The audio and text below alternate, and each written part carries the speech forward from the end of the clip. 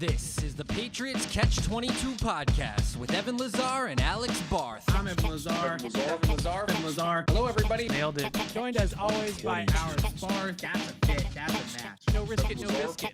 22. Here is Evan Lazar and Alex Barth. And now the Patriots are chasing 1 point. The entire game script Yeah. is altered from that point because 7 weeks in, you can't line up on sides on a PAT. I love this.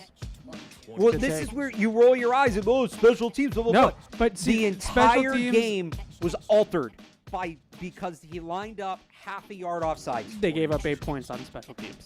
Yeah. A great start. This is what we're Is doing. show? Are we, this is going to be the whole show? I mean, there's no video on YouTube, but like... Oh, but that's delayed. I think we're on. Now I can tell that all we're right, on. we're on. Yes, Okay. it's okay. We couldn't hear anything in here. Maybe the speaker is off. That might be why. It's okay. So, look, luckily we didn't say anything, inflammatory. What would we say? I don't know. The Your mics weren't on until the open ended. That was just perfect timing. So. There you go. Oh, all right. Excellent. Now everybody can just hear me say that, so that's great. All Excellent. right. What's up, everybody? Hello, Evan Lazar, Alex Barth, Patriots Catch-22, with you for the next couple of hours here. We're going to talk Patriots football. A lot to talk about. Some news to discuss today. Very exciting to see Drake Maye back out at Patriots practice on Thursday. We will get the injury report probably shortly after we sign off today. So we don't know exactly what his participation is going to be labeled as, but it's a great sign that he is back out there and looked pretty good in the 10 minutes that we got to see him throwing the football against air. So riveting stuff, but still a good sign. And we'll talk about the game last week as we always do, and take your phone calls and your lovely emails. So let's kick it off. And hey, Patriots fans, if you want to see Toyota's best offers, including those not seen on TV, go to buyatoyota.com. It's Toyota's official website for deals for the official vehicle of the New England Patriots. Toyota, let's go places, and easy to drink, easy to enjoy. Bud Light, the official beer sponsor of the New England Patriots. All right, Alex, so I just teed it up. Let's start here. Not where I planned on starting, but news is news. News is news, yep. Drake Maye back out at Patriots practice on Thursday. I always am wary of playing doctor and speculating about these sort of things, but based on the concussion protocol, it's trending in the right direction. It felt like, based off of Gerard Mayo's comments, and again, this is just purely speculation on my part, but based off of Gerard Mayo's comments yesterday, it sounded like he was probably in phase 3 of 5 of the concussion protocol. Now that he was there at the beginning of practice, and I want to mention leading off drills at the beginning of practice, it does signal that he might be moving along here and trending in the right direction for Sunday. So this, I'm with you. I always hate playing doctor. Like, all right, he hurt his knee, he hurt his arm, he hurt his whatever. Especially like, we can with tell that. concussions, too. Right. So, but for me, now it's just knowing the protocol. And like you said, we knew Drake Maye was in phase 3 yesterday, and that there's that chart from NFL.com that is doing viral numbers among the Patriots beat Handy as chart. everybody tries to learn the NFL concussion protocol. So I like to think I'd like to think we've become pretty well versed in it this week. Yeah. So phase 1 and 2 you can't be on the field. So he's clearly past that. Correct. Phase 3 you can get back on the field for up to 30 minutes. So credit to Andrew Callahan when we were asking Gerard Mayo about this yesterday. Callahan kind of talked around it, and then at the very end asked him, will Drake Maye practice for more than 30 minutes? Right. And Gerard Mayo said no. So that means he was at phase 3 yesterday. Yes. So he was on the field, but the team can choose whatever 30 minutes they want. Right. Doesn't matter. He was on the field. He wasn't on the field when we were out there. So he wasn't on the field for warm-ups. Okay. He was on the field for warm-ups today.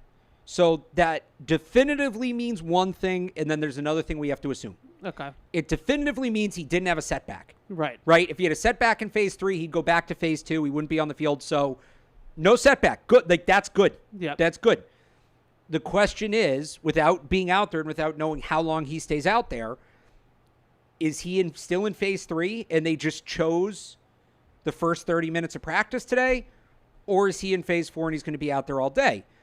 Now, there's not a ton of upside in them choosing stretching Right. as the 30 minutes. Right. Right? Because what does that do? Whereas you can put him out there for the game preparation portion of practice.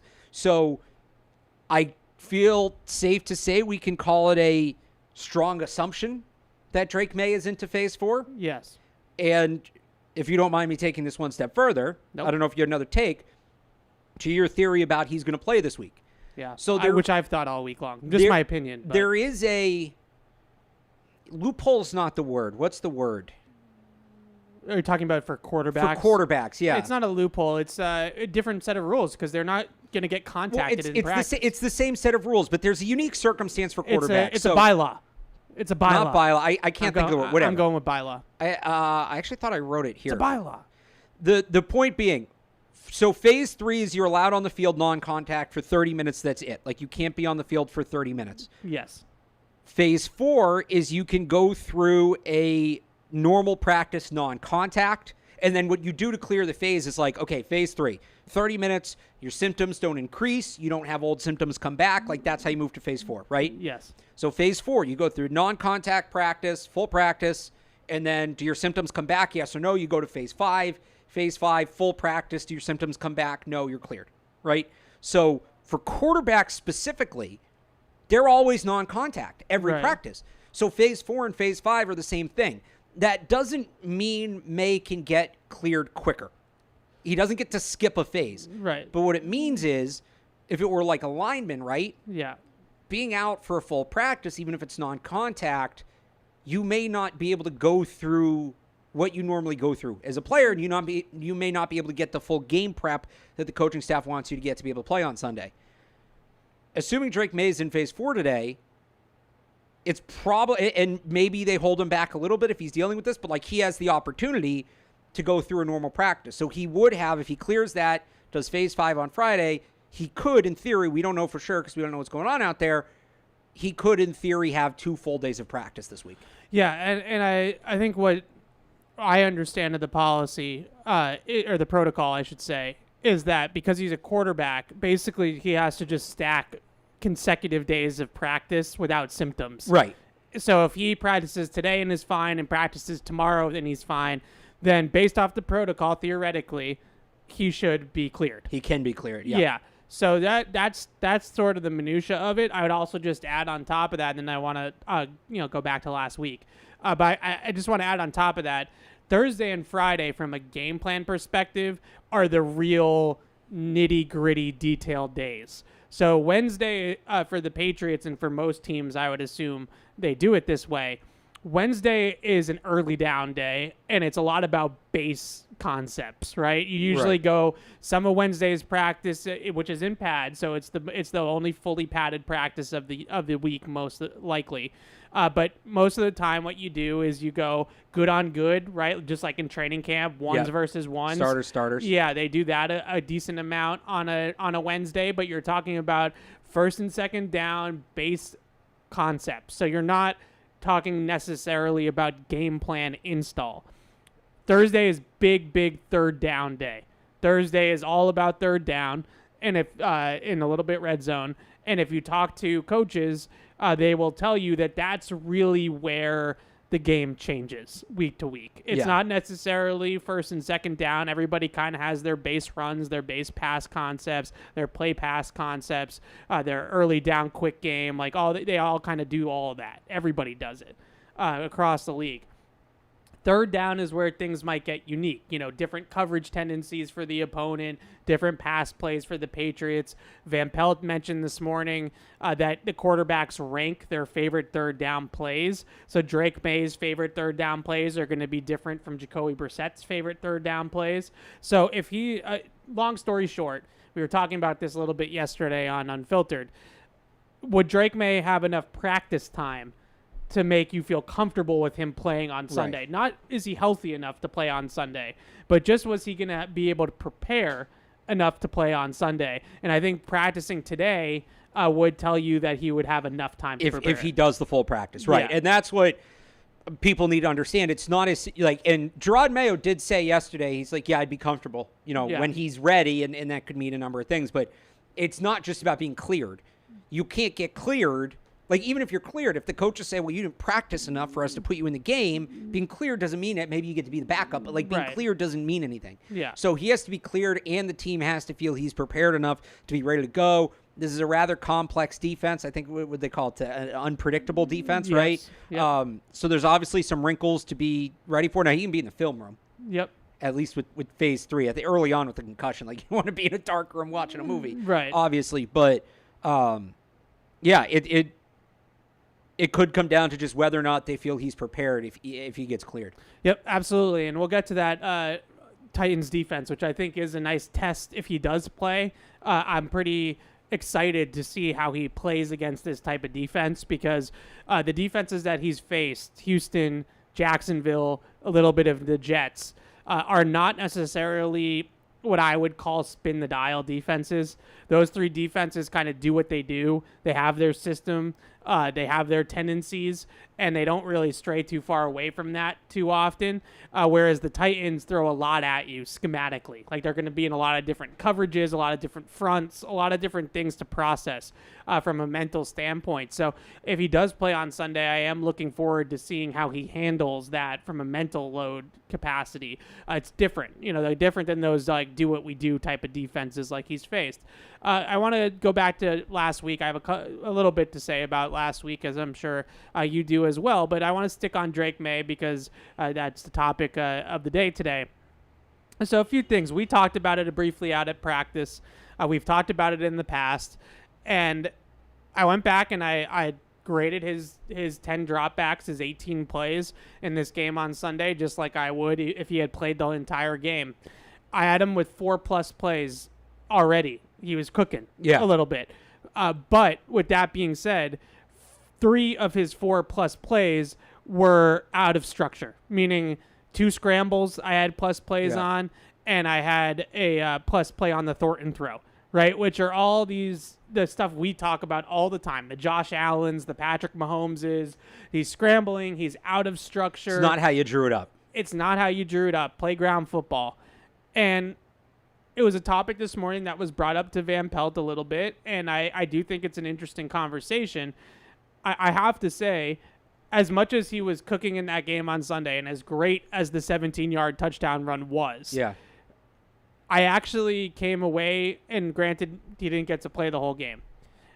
I came away from this game being like, okay, I was a little bit more impressed kind of by the Jaguars tape. Like, I know he can do all this kind of stuff, right? Like, this is why I wanted to draft him in the first place, right? Is because he can play this way, and he can be an athlete, and he can turn a well-covered man coverage down into a 17-yard touchdown, and he can take a covered play-action shot play down the field and run around for 3.5 seconds, buy himself time, and flick it 50 yards down the field to Tyquan Thornton, right? Like, we knew he could do all those types of things, but it brings up the conversation of risk reward, of he gets hurt. He got hurt. He ran 3 times in this game for 11, 17, and 18 yards, 3 big gains on the ground with his legs, but he got hurt and got knocked out of the game. Van Pelt also mentioned that unless it was like a special circumstance or a certain situation, the Patriots probably aren't going to call very many designed quarterback runs for Drake Maye, and they haven't called very many of them. There's been a few where he's kind of holding the backside of the defense, like at the mesh point, but I'm not sure if it's really scripted for him to actually keep it if he wants to keep it or not. But he hasn't really had very many, if at all, true designed quarterback runs. Like, there's been no keepers, no draws, no any of that, right?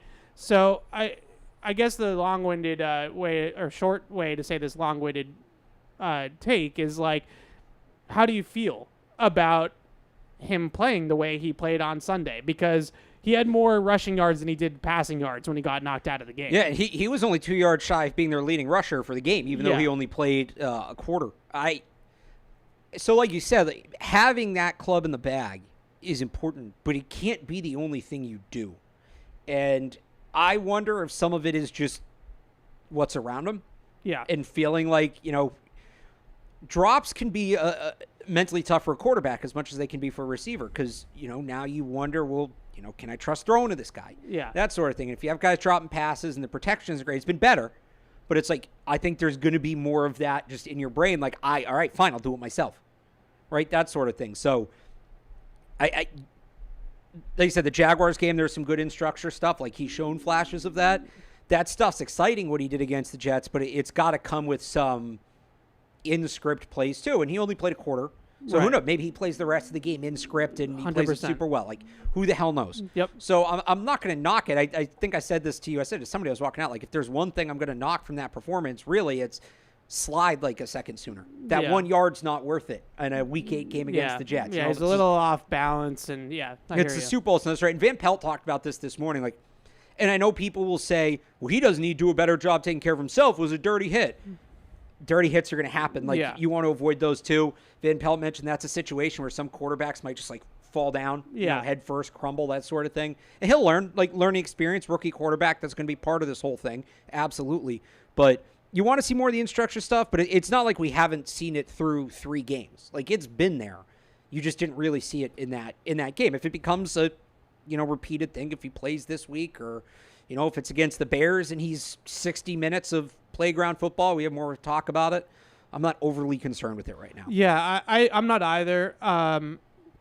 But it's an inner battle for me at times when I watch this film back of how do I really feel when assessing these. How do you feel? How do we? You kind of say like that. How do we feel how do about Drake May's game? Well, I'm conflicted. So you're not going, oh yeah? No, I'm not going, oh yeah, yet. I'm conflicted. I am, because I wanted this. I'm going to be frank. Like, be objective. I wanted Josh Allen. And right, and I got you him. Of all people do not get to turn your back on this play style. Shot. But then at the same time, I see what maybe now that I'm seeing it up close every single week, I see more of your side of the street on it, because there are times, and I didn't have any like real issues with his decisions to run when he ran. Yeah. But there are just times where should he have stayed in the pocket? Should he not have stayed in the pocket? You know what I mean? Like, it's hard to tell down in and down out, like, if it's right, if it's smart for him to do these things. This is the line I always use with Josh Allen. It's not sustainable. Doesn't mean it's not working in the moment, but you worry. And there may be some games where, like, background football is what works and great, but you can't always rely on that being there for a number of reasons. It needs to be, I'm going to do what I need to do in structure, and if I have to bail out and do it myself, like, that option's on the table. It can't be the other way around. Yeah. That's an unsustainable way to play football. And I'm not saying Drake May's there, but you mentioned, like, seeing the Josh Allen of it. That's kind of always been my point with him. And they've gotten better about it the last couple of years. They were best at it with Brian Daboll, but, like, I would say with the biggest difference, and look, some of it is that he's also a rookie too. Like, he's got to see a lot more. But some of it against Jacksonville is that guys dropped interceptions. Right. But Josh Allen always had a turnover problem. Like, that was really the big thing with him, was that the recklessness was leading to turnovers. And at least so far, and again, some of it's drop picks and luck and all that kind of stuff, but at least so far, and I know he turned the ball over a little bit in his first game, but the last 2 games, he has not been a turnover the other machine. thing with Allen, for me, and I can't believe we're doing the Josh Allen. Like, I apologize to people who've heard this 1,000 times, though I guess it's new context. The other thing for Allen with me, and some of this is not necessarily on him, it's on the team's approach. Yeah.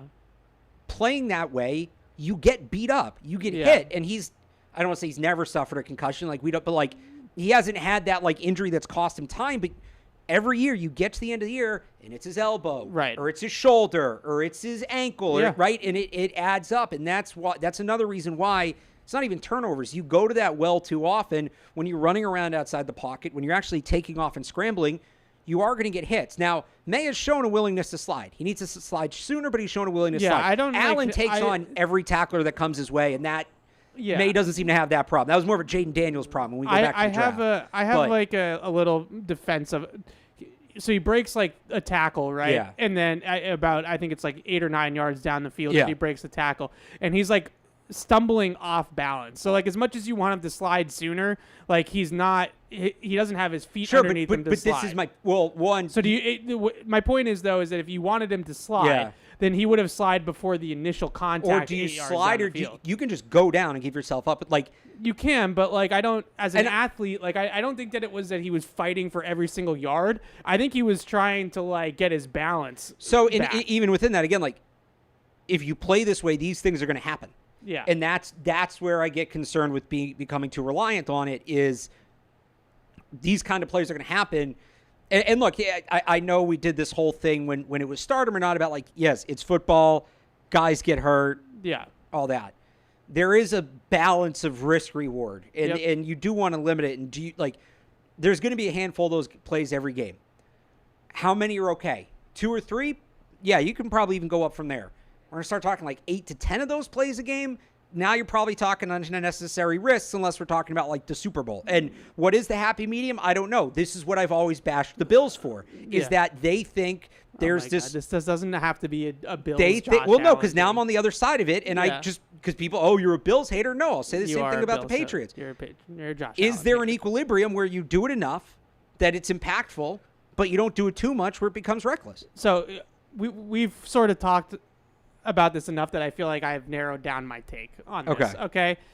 What I didn't love about this game was that this was early and often that he was taking off running, right? Like, this was first quarter right out of the chute. I would like to see him save these things for those gotta have it moments. Like, fourth quarter, they need a drive.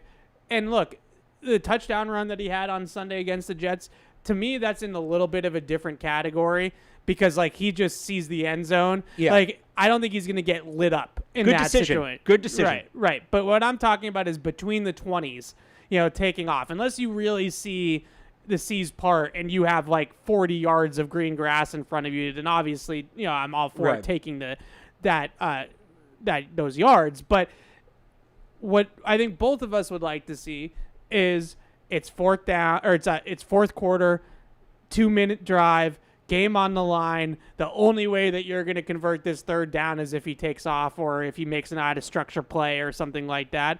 But the rest of the game, for the most part, he's playing within himself. Ironically, I think that's where they need to get him to. So, ironically, I'm talking about the drive Jacoby Brissett led at the end of the game. Basically. That's basically, and he had the one play where he ran, and it was a good run. Nice little scoot there from Jacoby Brissett. Nice but besides that, it was, back foot, balls out, or defender at your legs, balls out. Kayshon Boutte makes a great catch. But honestly, like, that last drive from Jacoby, a heck of a drive. That is not a bad blueprint. It's very conflicting for me because I love watching it. Like, I'm infatuated by guys that can do what Drake can do. Yeah. I think especially because I know when the scheme doesn't work or the receivers don't do their jobs and they don't get open, like, to have that quarterback that has a left hand, like, that can just, okay, there's really nothing here on this play, but it's not a dead play with Drake Maye. It's a 17-yard touchdown, or it's a 30-yard dump off to Hunter Henry off script, or, like, whatever the case may be. The amount of, like, margin for error, like the way that increases, like, almost like your expected points is, like, just insane, because it adds so much to what you're just doing schematically. Like, it's one thing to just have a quarterback that can go out there and hit the layups and, like, move the offense that way. When you have a quarterback that's a true playmaker at the position, it's so much easier for everybody involved, including the play caller. There's some that comes with that too that makes it tougher to manage, I guess, which is what you're learning watching him. Tough to manage for him. Like, he's obviously has to stay healthy, right? Yeah. And that's number one thing with any quarterback. And it did cross my mind, it crossed all of our minds sitting there watching the game, like, God dang it, like, now he's freaking hurt. Like, right? Like, you're 2 games into this thing, 2+ games. He's played great. Well, and it's been awesome to watch, thing. and then he gets hurt. Like, you talk about how Patriots fans are going to have to learn to watch a different style of quarterback, right? It's a big thing. And like, obviously, Mac Jones, Tom Brady, very different skill set, but the prototype is the same. Yeah. And I think there's always been this expectation that the quarterback stays healthy, right? That's just because Brady was always healthy because he was never really in harm's way. This is not the first time Drake Maye's going to get banged up. Oh, no. Or say it's not the last time. It's not even the first time this year. He was on the injury report with a knee. That's right. And there might be times.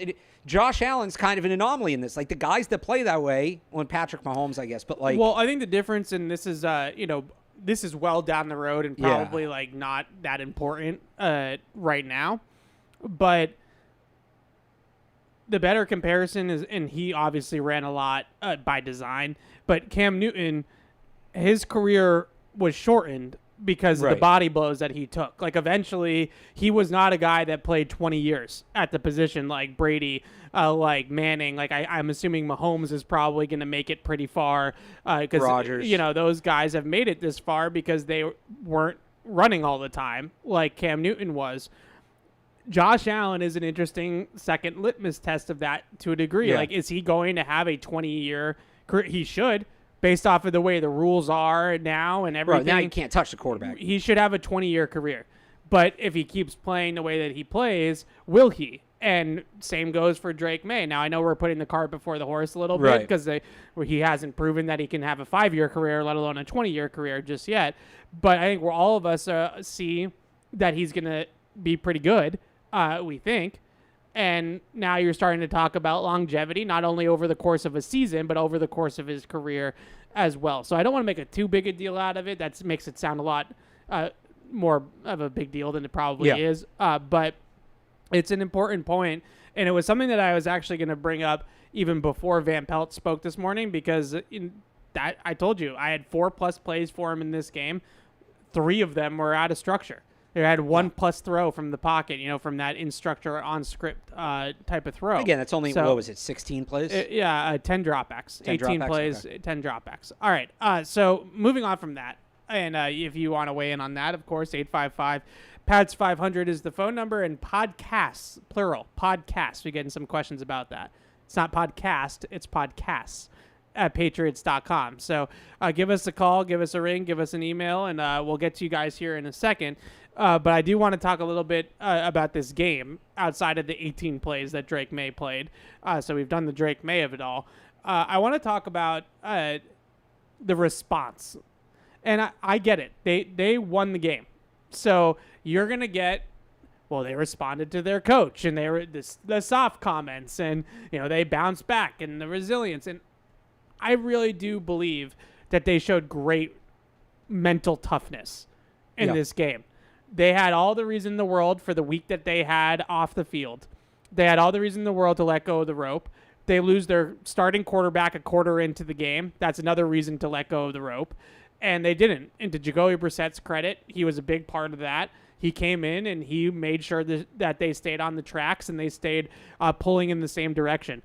That, to me, though, is different than, now they're not soft anymore. You know what I mean? Like, it's it's a different, they're not mentally soft, maybe, but I want to go over some of the things that I saw in this game that suggest that in terms of physically, like, they didn't necessarily respond. You know what I'm trying to get at? Like, mentally, I give them a lot of credit. They still didn't cover kicks well. 40-yard punt return happens. They still couldn't run the ball a lick in this game. Yeah, I think it was like 2.2 yards per carry outside of Maye and Brissett. Yeah, couldn't run the ball at all. I have some stats on that we'll get to. And they stopped the interior run game from the Jets. The Jets still carved them up on the edges in this game, in the run game. So they stop the run the ball, cover kicks, toughness mantra. They really didn't check very many of those boxes, if we're going to be honest. But I do have some things that I think that they did better in this game. But I just want to hear your take on that whole thing, and I have some numbers, like I said, that I want to read off. But I felt like it was a response, but I don't necessarily think it was responding to the thing that people thought it was, if that makes sense. Look, it's definitely a response, and I think the message got through. You mentioned some of the stuff in the game. Was it the toughest football game I've ever seen played? Certainly not. I think they were tougher than they've been the last few weeks, but you can't. So Gerard Mayo pressed that button, right? He went out and, said in the media the team was soft. He'd said it behind closed doors, went out, said it in the media, like, that button's been pressed, right? Yeah. That's been said. and you got a response. Well, now does it continue, right? Because if you're going to respond for one game and go back to it, that doesn't really mean anything. He can't call them soft to the media every week. He could, but eventually it's going to lose. It's going to look weird. It's going to lose its power, all that. So, to get that buy-in for one game from the coaching staff is good, but you got to be able to sustain it if you're this coaching staff. And you've got to now build towards that just being the level. And that's my thing. Like, it's a good first step towards digging out of what ailed them the previous few weeks. It's a good first step. But if that's as far as they're going to go, no, the coaching staff needs to continue to push because I don't think that identity is fully set yet. Okay, so I'll get to their flowers in a second, I promise. Okay. I know they won the game, and I'm going to come out with with the ups and negative. downs, or are we just doing big picture? No, just doing big picture for a second. I have my ups and downs. And then we're going to do ups and downs, too. Oh, don't actually, worry. do I? Of course. Because I got a new phone. I don't know if they went in the new phone. Of course you didn't have it. You didn't do it. They did. No, I have them. I did it, but I did it before I got the new phone. Okay. He is loving this new phone. I do. All I hear it's about been like now 5 is years since I got all the new I hear about is how he has a new phone. I said one thing look to you. Look at this. I said one it thing does to you. this. It does that. Like you're like a kid on Christmas that gets a new PlayStation. A new toy. Oh my God! Look at it. It's a new toy. You're too old for toys. All right. Never too old for toys. You're never too old for toys. You're never too old for candy. Happy Halloween. Alex Barth's mission statement. There you go. All right. So quickly. And then I do want to give them some flowers, all right? Because I have some positive things to say, too. Yeah. The Patriots' rushing attack, their rush offense. You ready for this stat? Hit me with it. Minus 31 yards before contact. Oh, what'd they finish with? Minus 31. And that is by the running backs. Just the running backs. Okay, so that doesn't include Drake Maye, like, getting hit and scrambling. Correct. Minus 31. I hadn't seen that. Wow. So minus 31 yards before contact. Right. So that means that they're going backwards, okay? And to his credit, Ramondre Stevenson broke 7 tackles in this game and just kind of put the team on his not going back. backwards. Doesn't that mean like they were hit? Behind the line of scrimmage, yeah. So minus 31 yards before contact in this game. That is the lowest number of the season outside of one game. The second lowest number of the season. For the league? The entire NFL. For the league, okay. Through 8 weeks. The Titans against the Dolphins, the Titans had lower. Oh, that game was a mess. They had fewer. Do you remember after week 2, there was that stat that went around that Ramondre Stevenson, he probably did it again, had more yards after contact than total yards? Sure did. He had 59 yards after contact. He had 48 total yards. That's I not what believe you're is looking the for. Numbers. Okay? So they still can't run the ball at all offensively. That's a big problem. Okay? Defensively, run the ball, stop the run, cover kicks, right? Those are the 3 buckets, the 3 boxes. Defensively, on runs outside the tackles, not runs on the interior, runs on the outside the tackles. The Jets had 84 yards on 16 carries. That's 5.3 yards per carry. So they came into this game, the Jets, and to their credit, they had some game plan plays, it seemed like early on, out of their 2 back sets, a couple of tosses outside to Breece Hall that worked. But they still, for the most part, pretty much gashed the Patriots on the outside run game. So we have not run the ball. We have only stopped half the runs, right? We stopped half the runs. And then on special teams, they gave up another 40-yard punt return in this game.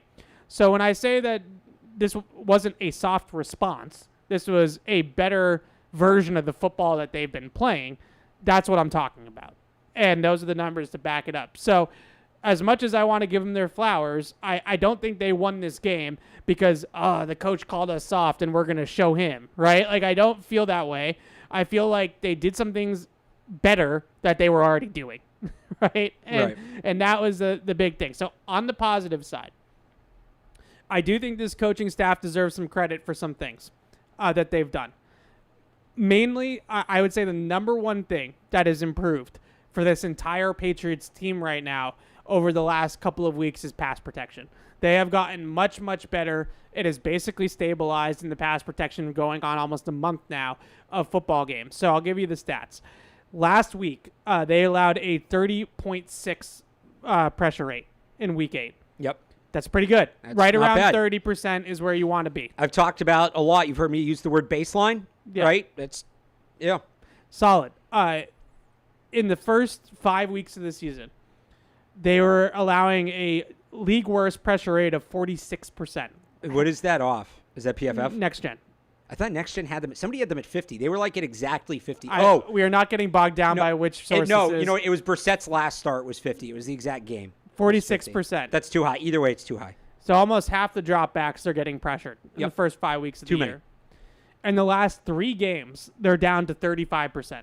So that's an 11% improvement. Which is significant. Significant. So they've gotten a lot better in pass protection. I would say that the biggest thing that they've improved is free runners to the quarterback. You don't see guys coming through the A's and the B gaps as often, free and carte blanche to the quarterback. Vidarian Lowe, when he's been healthy, has been solid at left tackle. Ben Brown has been fine. I mean, I don't want to get too jazzed up about Ben Brown. Not the center of the future yet. But where he's come from and, getting him off a practice squad and bringing him in here and, thrusting him into starting duties and all that, more than okay, right, for the circumstance. I think Trey Jacobs has been okay wherever they've put him over the last couple of weeks. So those 3 guys have really stepped up, and they've gotten a lot better. Their continuity has gotten a lot better, and they are giving this passing game a chance. And now that I see some protection and some time for these plays to develop, you're starting to see some of the passing designs and concepts that they're running from a schematic perspective. You're starting to see the method to the madness, right? Starting to see it shine through. Yeah, you're starting to see some open receivers. You're starting to see Van Pelt scheme up some stuff and cook up some things, and you're all of a sudden you're like, oh, okay, I can see what they're doing. They're high-low in this guy. They're reading off that guy. They're, the basic game-winning throw to Kayshon Boutte. It's a all-out pressure cover 0 check by Brissett. And they have the 2 in cuts, and then they have the deep post. And if the safety comes down on the in cut, he's going to throw the post, and vice versa. If the safety stays back, he'll throw the in cut. Like, you can start to see the schematic taking hold, right? The scheme taking hold of what coverage defenders they're trying to conflict and all that kind of stuff. So I know that's all pretty dense, but my point is that it's working hand in hand. That the pass protection has improved, so now all of a sudden I'm starting to see Alex Van Pelt come out, right? And be like, okay, this is what I can give Van Pelt credit for what they're doing. So their route combinations are suddenly working again, right? Yeah. And that's great to see. So this whole passing game looks a lot better, and I think it starts up front. And I think it's the continuity. I know people have said, well, it got better with Drake Maye. Doug Kai did this stat, and it's a good one. So the pressure rate on Maye last week was 30%. With Brissett, it was 30.8, so nearly identical. I just think you last week was the same time they put the same unit out twice. Yeah. And that means something. That matters. These guys get used to playing with each other. We were talking about this earlier. I'd stick with this group. I would not touch this group as it exists right now. Layden Robinson's going to come back. Great. Let him watch. Yeah. Let him watch. I think you have it's Lowe, Jordan, Brown, Onwenu Jacobs. Yeah. Let it ride. Yeah. Let it ride until they give you a reason not to, because you're actually building some continuity now, and that can help. And that's going to impact, the free rushers thing.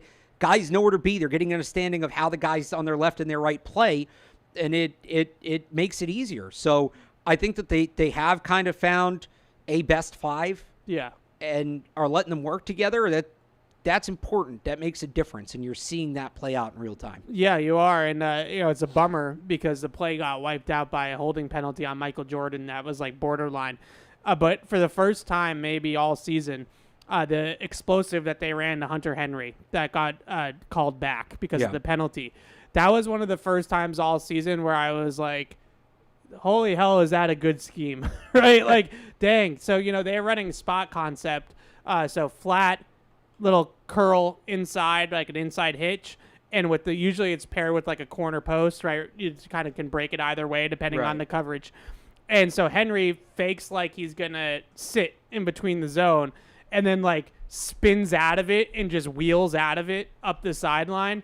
And it's just a great counter to the spot concept. but it only works if they have some time in the pocket for it to matriculate down the field. Otherwise, you're not going to be able to run what's essentially like a double move by Hunter Henry. You're not going to have time to do it. Now, Brissett had to avoid pressure and then throw the football, but the general point I'm getting at is that when you have time in the pocket, shocker, you actually are able to run some things in the passing game that you might not be able to run before. And it's been good to see that, because now I feel like I can really start to properly evaluate Alex Van Pelt as a schemer in the passing game. Whereas the first 4 or 5 weeks of the season, it felt difficult to do that at times because of how bad the pass pro was. And I also give kudos to Scott Peters, Peters, those guys.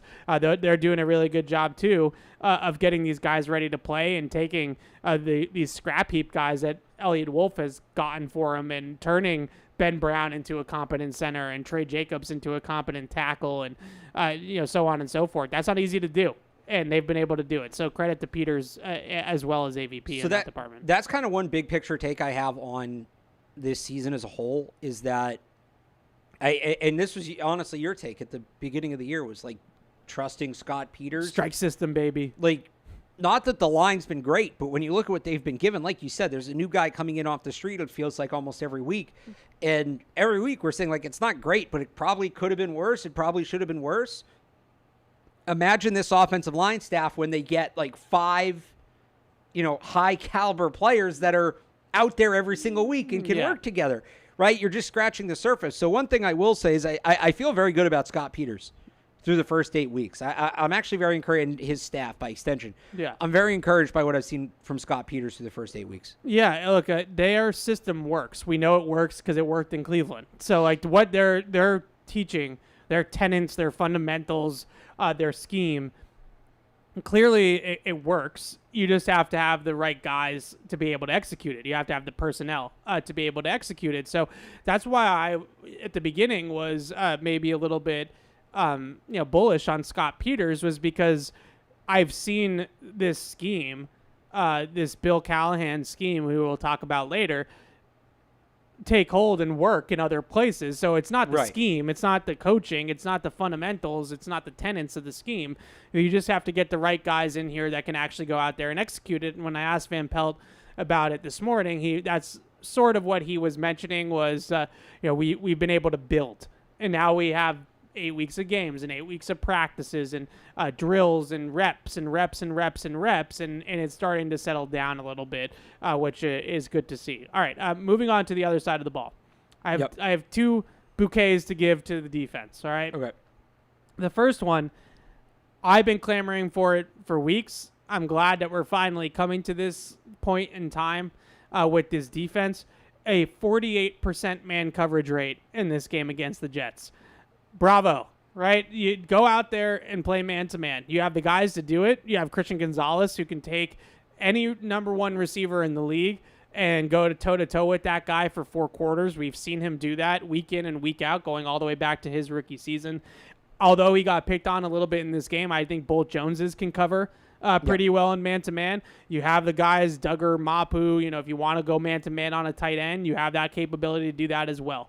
This defense needs to play more man-to-man. They need to play more man-to-man. They need to play more post-safety to get that extra hat in the box, whether it's to stop the run, it's to blitz the quarterback, whatever the case may be. That's what they were able to do this week.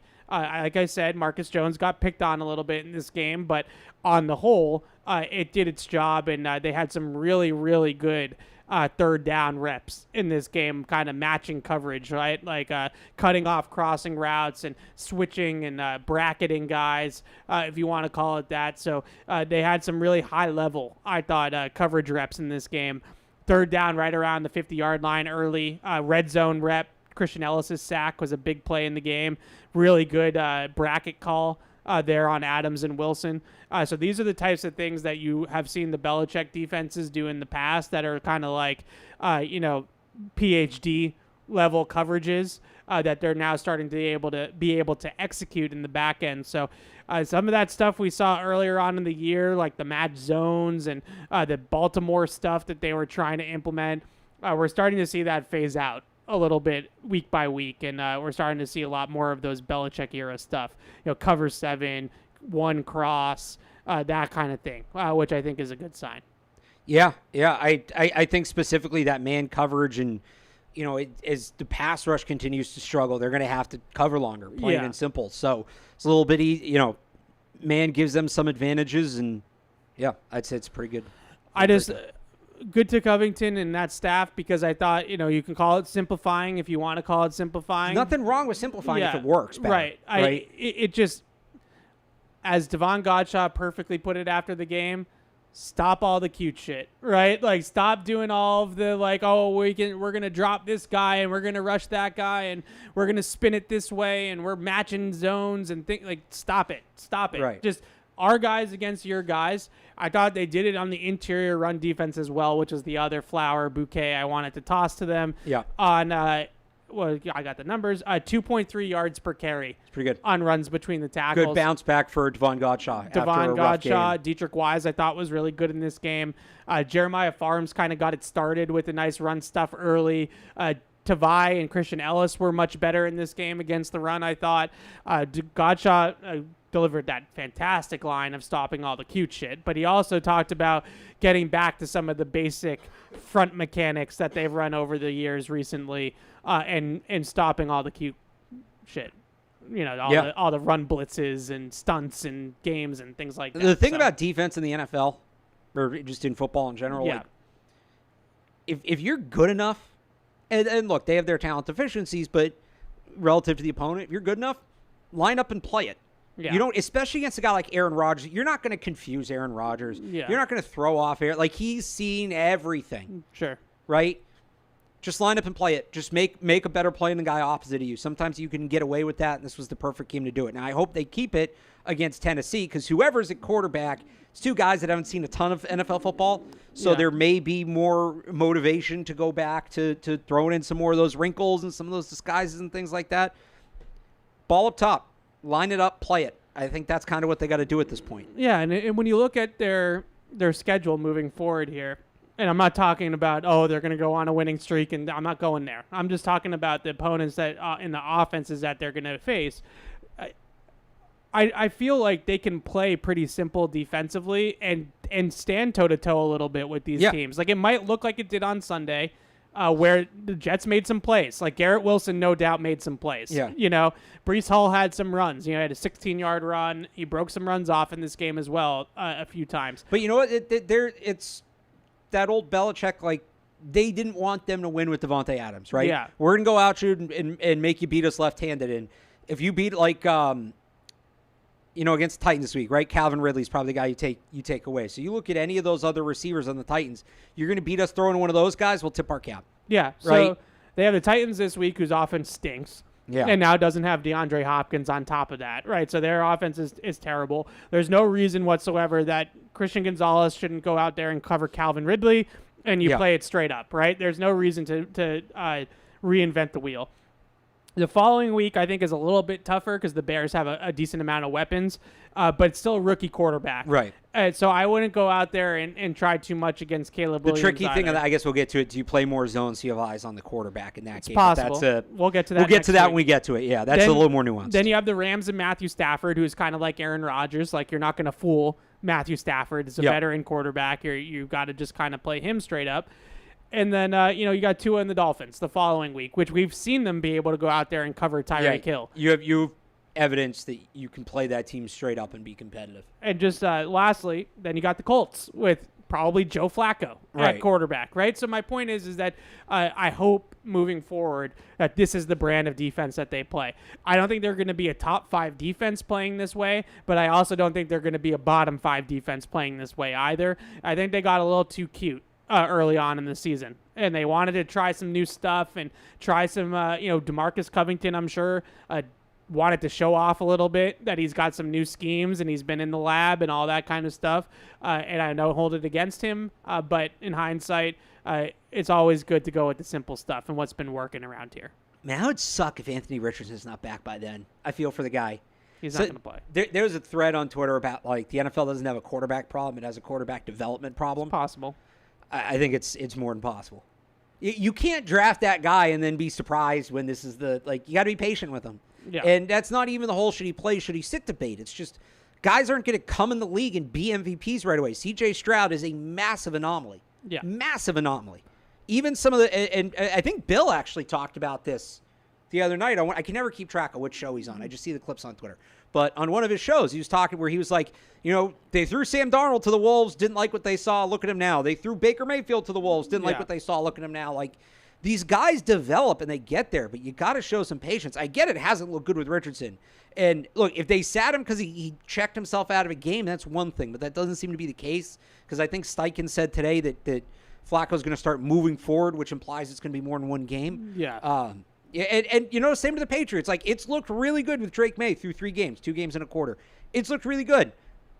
Do I want it to look this way the entire time? That'd be great. That'd be excellent. Ideally a little bit better with the points, but like, he's going to have rough patches. Like, they're coming. And that's not a knock at Drake Maye. Like, nobody plays quarterback like this consistently. Sure. And understanding that, the first miss isn't, oh, no, he's actually a bust. It was just they didn't have film on it. No, you just got to be patient. It takes a few years. It takes a few years for these guys to really develop and round out. Okay, let's do 3 up, 3 down. Yep. Did you have your list? I do. You have your list. It didn't get lost, and you have a shiny new phone. Yes, I wasn't I do. sure. It's very high definition. You have a new phone. Do you like it? I heard do. you like it a little I bit. do. All right. You get a new phone, and you tell me if you like it. Who's your number 1 up? My number 1 up is Jacoby Brissett. Me too. Because just not even for what he did on the field. Like, he was good. You saw some of those issues come back that we saw the first 5 weeks, but he made some plays as well. I think the big thing was he wasn't sped up. Yeah. It looked more like the guy we saw weeks 1 and 2 than, say, weeks 4 and 5. But this is a guy that, nobody wants to lose their job, obviously. I think the way in which he lost it bothered him more than usual. I understand that. And, struggling team, he's not a part of the future here. The kid's playing well.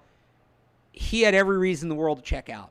And that's a guy that stayed, what I saw on Sunday was a guy that stayed ready, a guy that stayed prepared, and a guy that came to play. And again, not easy to do. Like, not everybody has the mental makeup to do that. So you talk about what makes a good backup quarterback. It's not just what you do on the field as a quarterback. There's a certain mentality that comes with being a backup quarterback. And I think Jacoby Brissett showed it, and he deserves credit for that. I couldn't agree more. I echo everything that you just said. I'll just add to it. We've had cameras on the sideline every week this year. Our video team does a great job with the mic'd ups. Go watch the mic'd ups of some of the offensive players that we had. Pop Douglas in Drake's debut, for example. And number 1 fan on the sideline when the Patriots offense scores, Jacoby Brissett. Like, always off the bench, always cheering, going right up to Drake Maye and giving Drake Maye some love for his play. Like, I really he deserves a ton of credit for how he's handled this situation as a professional and how he was ready to go into this game and play. This was, I believe, his best game of the year. I think this was better than Cincinnati in week 1. I had him with 7+ plays in this game, 3 of them on the game-winning touchdown. I thought the drive starter to Hunter Henry was a pretty good ball, put it just in the perfect spot, up on the shelf for Henry to go out and box out the defender there and make that catch. You mentioned the scramble early on in the show. That was a really good scramble on 3rd down to pick up the first down there. And then obviously the throw to Booty where he checks into a cover 0 beater and gets him into the right play and then makes a really good throw under pressure. Kudos to him. Like, whether you want to talk about it the way you talked about it, which I thought was great, or if you want to talk about it from actually going throw to throw and seeing how he played in this game, I can't complain about anything. He played really, really well. And frankly, it didn't start off so hot. Like, first 3rd down of the game, he threw short of the sticks, and I was like, here we go, right? Takes a bad sack, I thought, in this game as well. And I was like, all right, well, these were some of the reasons why he got benched. But in the second half, and especially that 4th quarter, he really showed up and showed out. He gave enough, and that's what you got to do as backup quarterback. Just give your team a chance, right? Nobody's expecting you to go out and win the game yourself, but just be somebody who can give your team a chance and keep your team in the game. And he did that. He certainly did that. Yep. Number 2. Christian Ellis. Yeah. Christian Ellis was all over the field in this game once again. Led the team in tackles. He had a sack. Just seems like he might be a find. Yeah. And I don't know that he's your starting middle linebacker moving forward for the next 10 years, but could be in that Mac Wilson 3rd down role. Yeah, gives you a little athleticism at that position, gives you something on special teams as well, and we talked a lot with Bill about the middle of the roster guys, right? Really good middle of the roster kind of guy where he's not going to be a superstar, but he'll contribute and he'll sneaky win you game here or there. Like he had a big time performance on Sunday, and he continues to build, and it's been an encouraging few weeks for him. Yeah, and I'm sure we'll talk maybe a little bit about the refs in a second, but the DPI call to me was tough. Like he's on a wheel route against the running back, and Aaron Rodgers just like short arms the throw, and the running back like acts like he's trying, like he should, like that's what you're coached to do. It was an old Joe Flacco special. Yeah, it really was. Like I don't even. The running back was like out of bounds. Like it just, to me, it was a tough call. My number 2 up, it was Hunter Henry. I think Hunter Henry's outstanding. Like I just think he's a really good football player. I had Hunter Henry on my list too. Yeah, so makes a play on 3rd down from Drake Maye early on in this game. Makes the play to get the drive started in the 2-minute drill to win the game. That's a tough catch. He's got a guy draped all over him, goes up, makes a tough catch to get that drive going. His run blocking in this game was really, really good. He kind of saved the bacon of the Patriots on the game winner. Like not the first time he's done that either. Yeah, he kind of saved the day. Him and Michael Jordan saved the day. I'm going to have a write-up about that. I think it's interesting scheme-wise. But he kind of saved the Patriots' bacon on that goal line run by Ramondre Stevenson. He's just an outstanding football player. Like, really reliable guy for the quarterback. Really good feel, too, of, like, getting open off script. He's done that multiple weeks in a row with both quarterbacks. Like, it doesn't really seem to matter. When those guys break contain and they get out and outside the pocket, like, it always seems like 85 is somewhere in a good spot available to them. Yeah. I just think that he's been one of their most consistent, best football players, and he deserves some love. Yeah. I had one more. I had 4. Christian Gonzalez. Yep. Opposite Devontae Adams, great receiver. Didn't allow a catch. Yeah. I mean, he was excellent. He was just right. There's not much more to say. Like, he was right on his hip. He was right on him the whole game. So I had him as well. Gonzalez was my number 3 up. 23 routes against Devontae Adams. He did give up 1 catch for 16 yards, but it was the last play of the game. So if you want to count, I might have checked that number before the last play. Okay. Yeah, last play of the game that was caught in bounds and ended the game. All right, so he gave up no catch as a consequence. Yeah, exactly. Right, fine. Had a pass breakup on a slant, and had the worst DPI call of all time. So that call was horrible. I don't think that many people saw this. 2 plays before on the crosser on 1st down, he clearly held. Yeah. Devontae Adams. Like, you can see him get the T-shirt, the undershirt. I think that was a makeup call. A brutal call. Let me put it this way. I have to believe that's a makeup call because otherwise I'm not going to be able to live with it. Like, that was such a brutal call. It has to be a makeup call. It can't be anything else because they did miss a clear hold if you go back and watch 2 plays before. I know what you're talking about. Yeah, it's possible. But even still, makeup calls aren't supposed to be that egregious. I'm adding context. Yeah, so away from the ball, I only counted like 2 or 3 times where I thought Adams was maybe open. That Gonzalez got beat on. And both of them were non-consequential. Like, one of them was like a little under slant type of route that maybe would have been like a 8 or 9 yard gain. He was with Adams for 4 quarters in this game.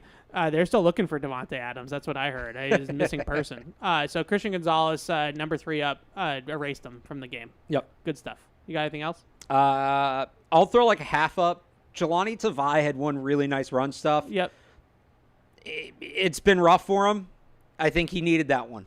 Yeah. I think he needed to make a play. We'll see if he keeps it going. He had his issues in this game as well, but he gets like a 1 play up for me because it was in the 3rd quarter, right? He like reads it so well, shoots the gap, gets in before the lineman can get in the way of the hole and just brings down the runner in the backfield. So he needs to be making more plays like that. But he made one. So I had an outside the box one too as well. Okay. So I had Keon White for the last 3 quarters of the game, not the not the first quarter. All right. Take the first quarter out. The last 3 quarters. So now I of feel the game. I did 1 play. You at least did 45 minutes. Yeah. So okay. In the first quarter, I had Keon White with 2 blown edges. 1 blown edge just straight up, and then 1 blown edge where Jeremy Ruckert, the 3rd tight end for the Jets, pancakes him on a run outside the numbers, and I was shocked. I was like, he's 285 pounds. This guy should not be ending up on the ground. Jeremy Ruckert's not blocking tight end. Yeah, unbelievable. So he gets pancaked, and I'm like, oh, God, like here we go. Then over the last 3 quarters of the game, I had him with 2 run stuffs and 4 quarterback pressures in this game, and he was kind of a maniac. He had the like, one he where was low-key everywhere. He got Rodgers good Yeah. on one of those. Yeah, quarterback hit on a stunt. So I thought he really leveled off in this game after a kind of a rocky start and was able to pull out of it and had some really good plays in this game. I talked to him about it yesterday, and look, he said still a young player, and for him, he feels like he has to get into the game first, like kind of see what they're doing to me, how they're blocking me, how they're trying to run the ball that day. And he said that, he needs to start better. Like, he's still a little inconsistent and he needs to have better starts. But he ended well, and I thought he was kind of a force in the second half of this game. So there you go. Moving over to the downs. Number 1, every receiver not named Pop Douglas. Yeah, I had all the receivers. I get Keyshawn Boutte had the 1 catch, but Yeah. still had a couple drops. And this has been building. Drop rate. So on this show, we don't believe in using, and I feel like I can speak for you here because we've had this conversation. We don't believe in using individual drop numbers as a barometer, because if you go and look, generally, if you just look at most drops, the list looks very similar to most targets. Yeah. Like Julian Edelman used to be among the league leaders in drops every year, but his drop rate, like percentage of targets that end up in drops or percentage of targets that end up in drops, was usually about league average, maybe a little bit higher, but about league average. Drop rate is the number you want to use. Yeah. Because teams that, even if a team throws the ball less, you get a better picture of it. Drop rate in the month of October by team in the NFL. Okay. Number 1, the Miami Dolphins, 9.9. Oh, that might be quarterback play. It might be quarterback. Tyreek Hill's always had a drop problem. Yeah. Like sneaky. It doesn't matter because he's so good, but he's sneaky always had a drop problem. And he also has 80-yard touchdown problems. Right, exactly. So you let it go. These guys start catching 80-yard touchdowns every week. They can drop like this because the Patriots were second, 8.7%. Then just to see how that number stacks up, the Texans were third, 8.3%. The Saints and Chargers are both 8.2%.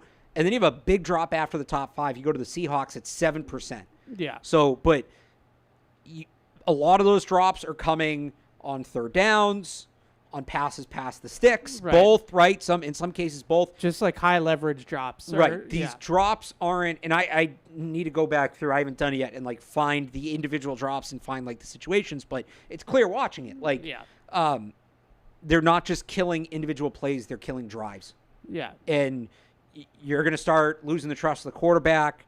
You got to catch the ball. Guys are getting open now. Jalen Polk, talk about all his issues with catching the ball. Fine. He's been getting open. Keyshawn Boutte was getting open when he was dropping the passes. So, like, Kendrick Bourne. So close. Yeah. So close, right? But you got to catch the football. You got to catch the football, and you don't want it to become – catching the football is as much mental as it is anything else. Yeah. You start thinking about having to catch it, you're going to start running sloppier routes or losing track of where defenders are. Like that, catching it should be second nature, should be muscle memory. When you start dropping the ball, though, you worry about it becoming a mental thing and creeping into your head. Yeah, so I had them with 4 drops in this game. What did you count the Taekwon one as? Drop. Okay. Yeah, but just to be clear, I don't count every throw that hits a receiver in the hands a drop.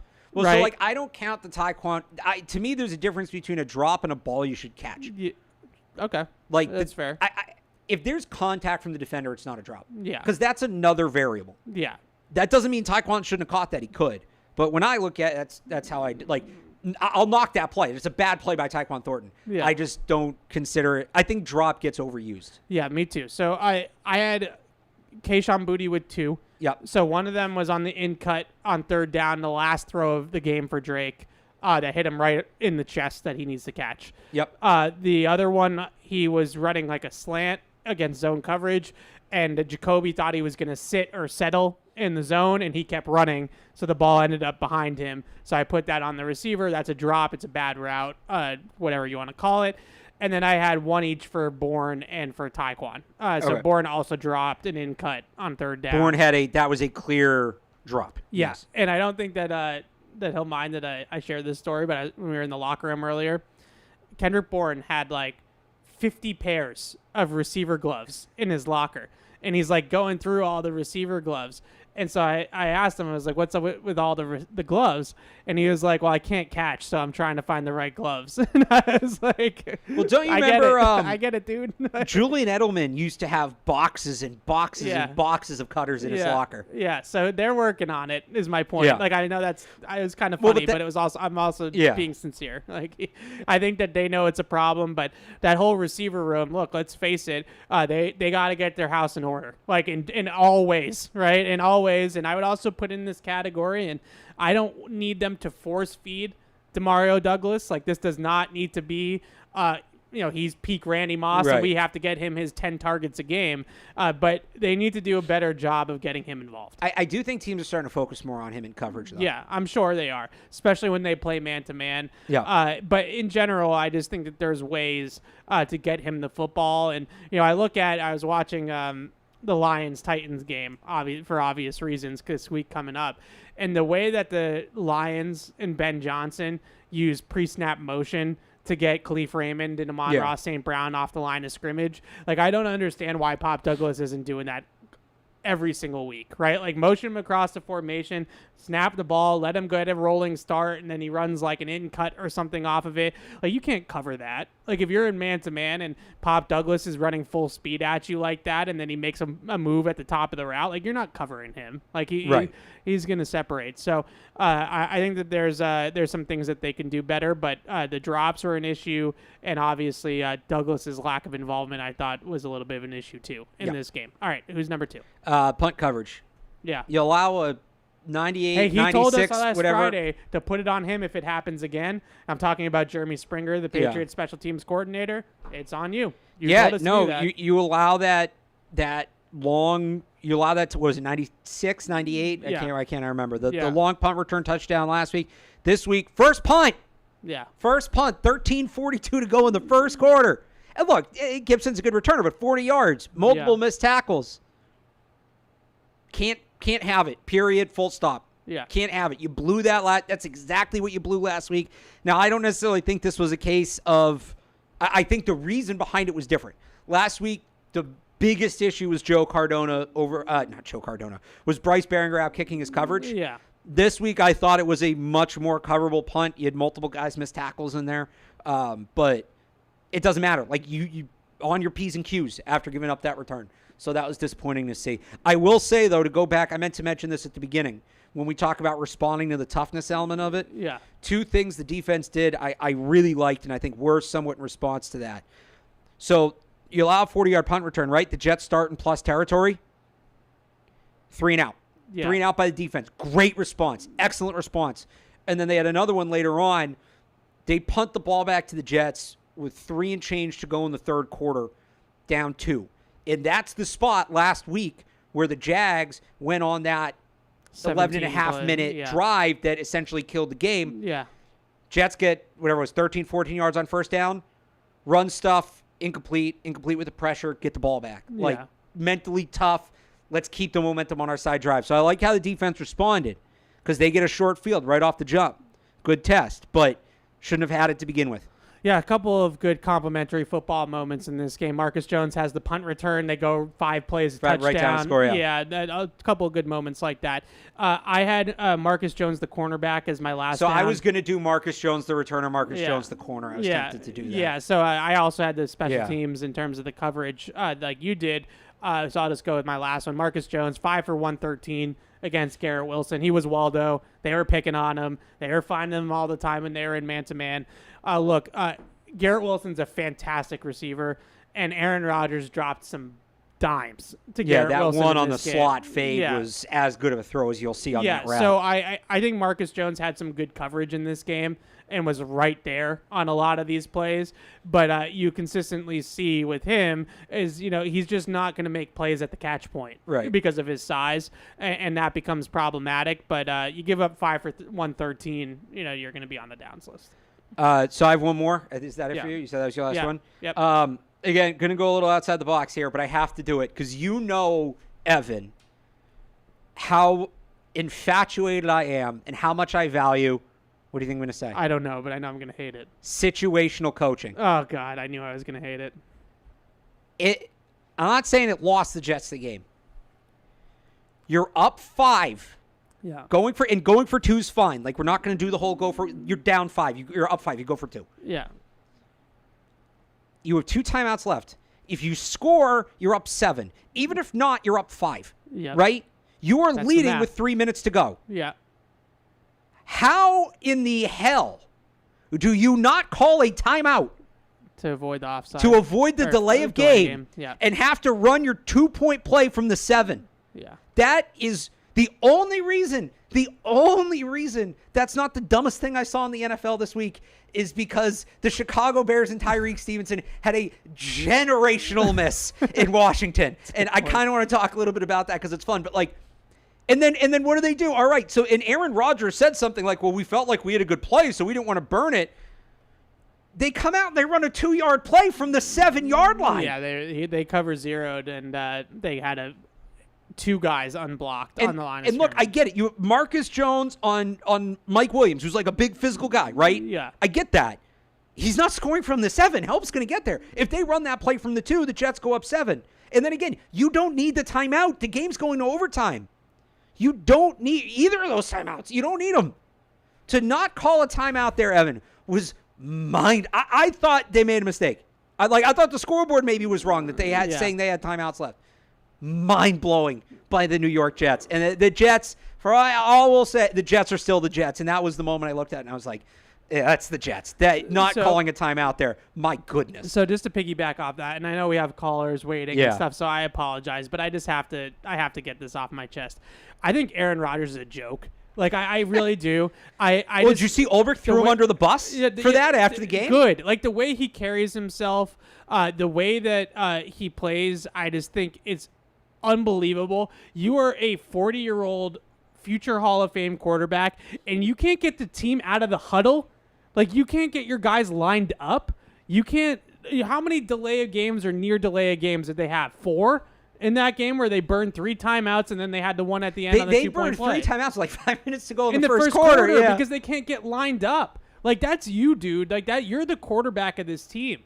Like, that's on you. Like, you're a veteran quarterback in this league. Not to mention, and he goes out there and he puts it on Todd Downing, and he says that the play calls are coming into to the headset late. Dude, you wanted your guy freaking Nathaniel Hackett to be the play caller who blows, and then he fired him, and they put Todd Downing in charge because Nate Hackett blows, and now you can't get along with this guy either. It's you. You're the problem. And just last thing on Aaron Rodgers, because now I'm ranting, right? Yeah. All right, the last thing I'll just say about him is that he needs to get his. Like, he is like a perfect good stats, bad team NBA player, right? Like, it's like Paul Pierce circa 2004. Whoa. No, you're not going to talk about Paul Pierce in front of me like that. You could have easily said like James Harden. Okay. Well, James Harden was on some good teams. Okay, but my point being, I'm not like any Paul Pierce slander. I can't believe you just said. I know, that's why I'm surprised you did it. He was on some bad teams. Who else and he is put on up like great bad stats. teams and just Gilbert puts up? Arenas. Gilbert, all right, yeah. Agent Zero. All right, Gilbert, like, perfect example of that in this game for the Jets. I mentioned the run numbers, right? The rush numbers. Aaron Rodgers, like Kevin Love in Minnesota. Sure.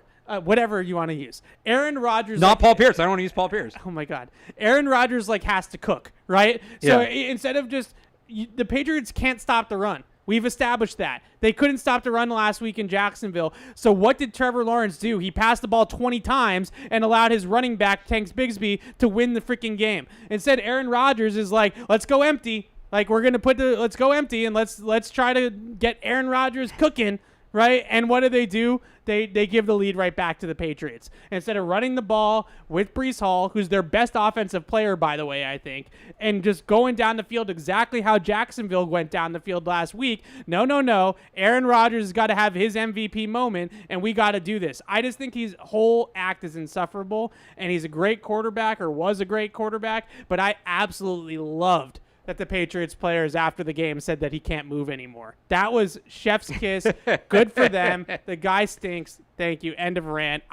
It's so frustrating to me that he does not own anything. He throws everybody else under the bus when he makes mistake after mistake after mistake, and I'm so glad this is happening to the Jets. Did you say a running back was the team's best player? I think Breece Hall's their best offensive player. I wouldn't even go that far. I think Adams is better. I think there's an argument to be made for Wilson. Yeah, No, Breece Hall's a Adams damn good running back. Adams isn't the guy he used to be anymore. All right, fair enough.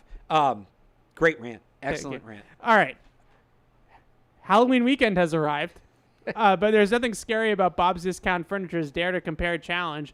Bypass ghoulishly high prices when you dare to compare Bob's high-quality pieces for every room. From top-rated dining sets and relaxing reclining sofas to Bob-O-Pedic mattresses that cost hundreds, even thousands less than the competition. So stop in and see how much you can save when you dare to compare with Bob's Discount Furniture, the official furniture store of the New England Patriots, and Massachusetts is made for everyone. For leaf peepers, corn maze strollers, I know a pretty famous corn maze stroller recently. I don't know if you saw that.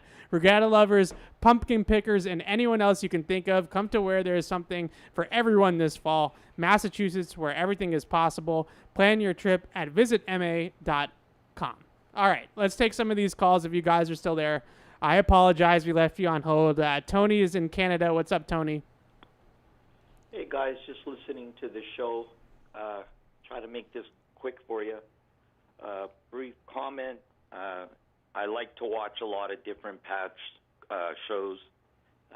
Yours is number one, Catch-22. Love it. Thank you. And just can't give you enough about that. Thank you. A second would be Patriots Unfiltered. Oh, yeah. Would be better if Alex was on it, though. We got to get him on that But during anyway. draft season. I did it once. I've actually been on a couple times. Yeah. I know you did it once, yeah. Anytime Alex has a show, I always listen to it. Love it. Appreciate Thanks, it. Tony. Yeah, absolutely. You know, at the beginning of the season, my biggest concern was whether we had the right quarterback. And I'm really hesitant to say that we do right now. But, I mean, the guy's played 2 games, and it's completely different from when Jacoby left the field and Maye comes onto the field. So I'm really hesitant to say that this guy is legit, that he's a franchise quarterback. So I'm not going to say it, but I'm certainly thinking about it. My next biggest concern is whether or not we can put the right players around him and give him the right coaching. For me, that's a real concern. If I was Kraft, and I know this might sound crazy, never happened, but if Dayball ever became available, I would drop ABP in a second and take on Dayball, and the same goes with Vrabel.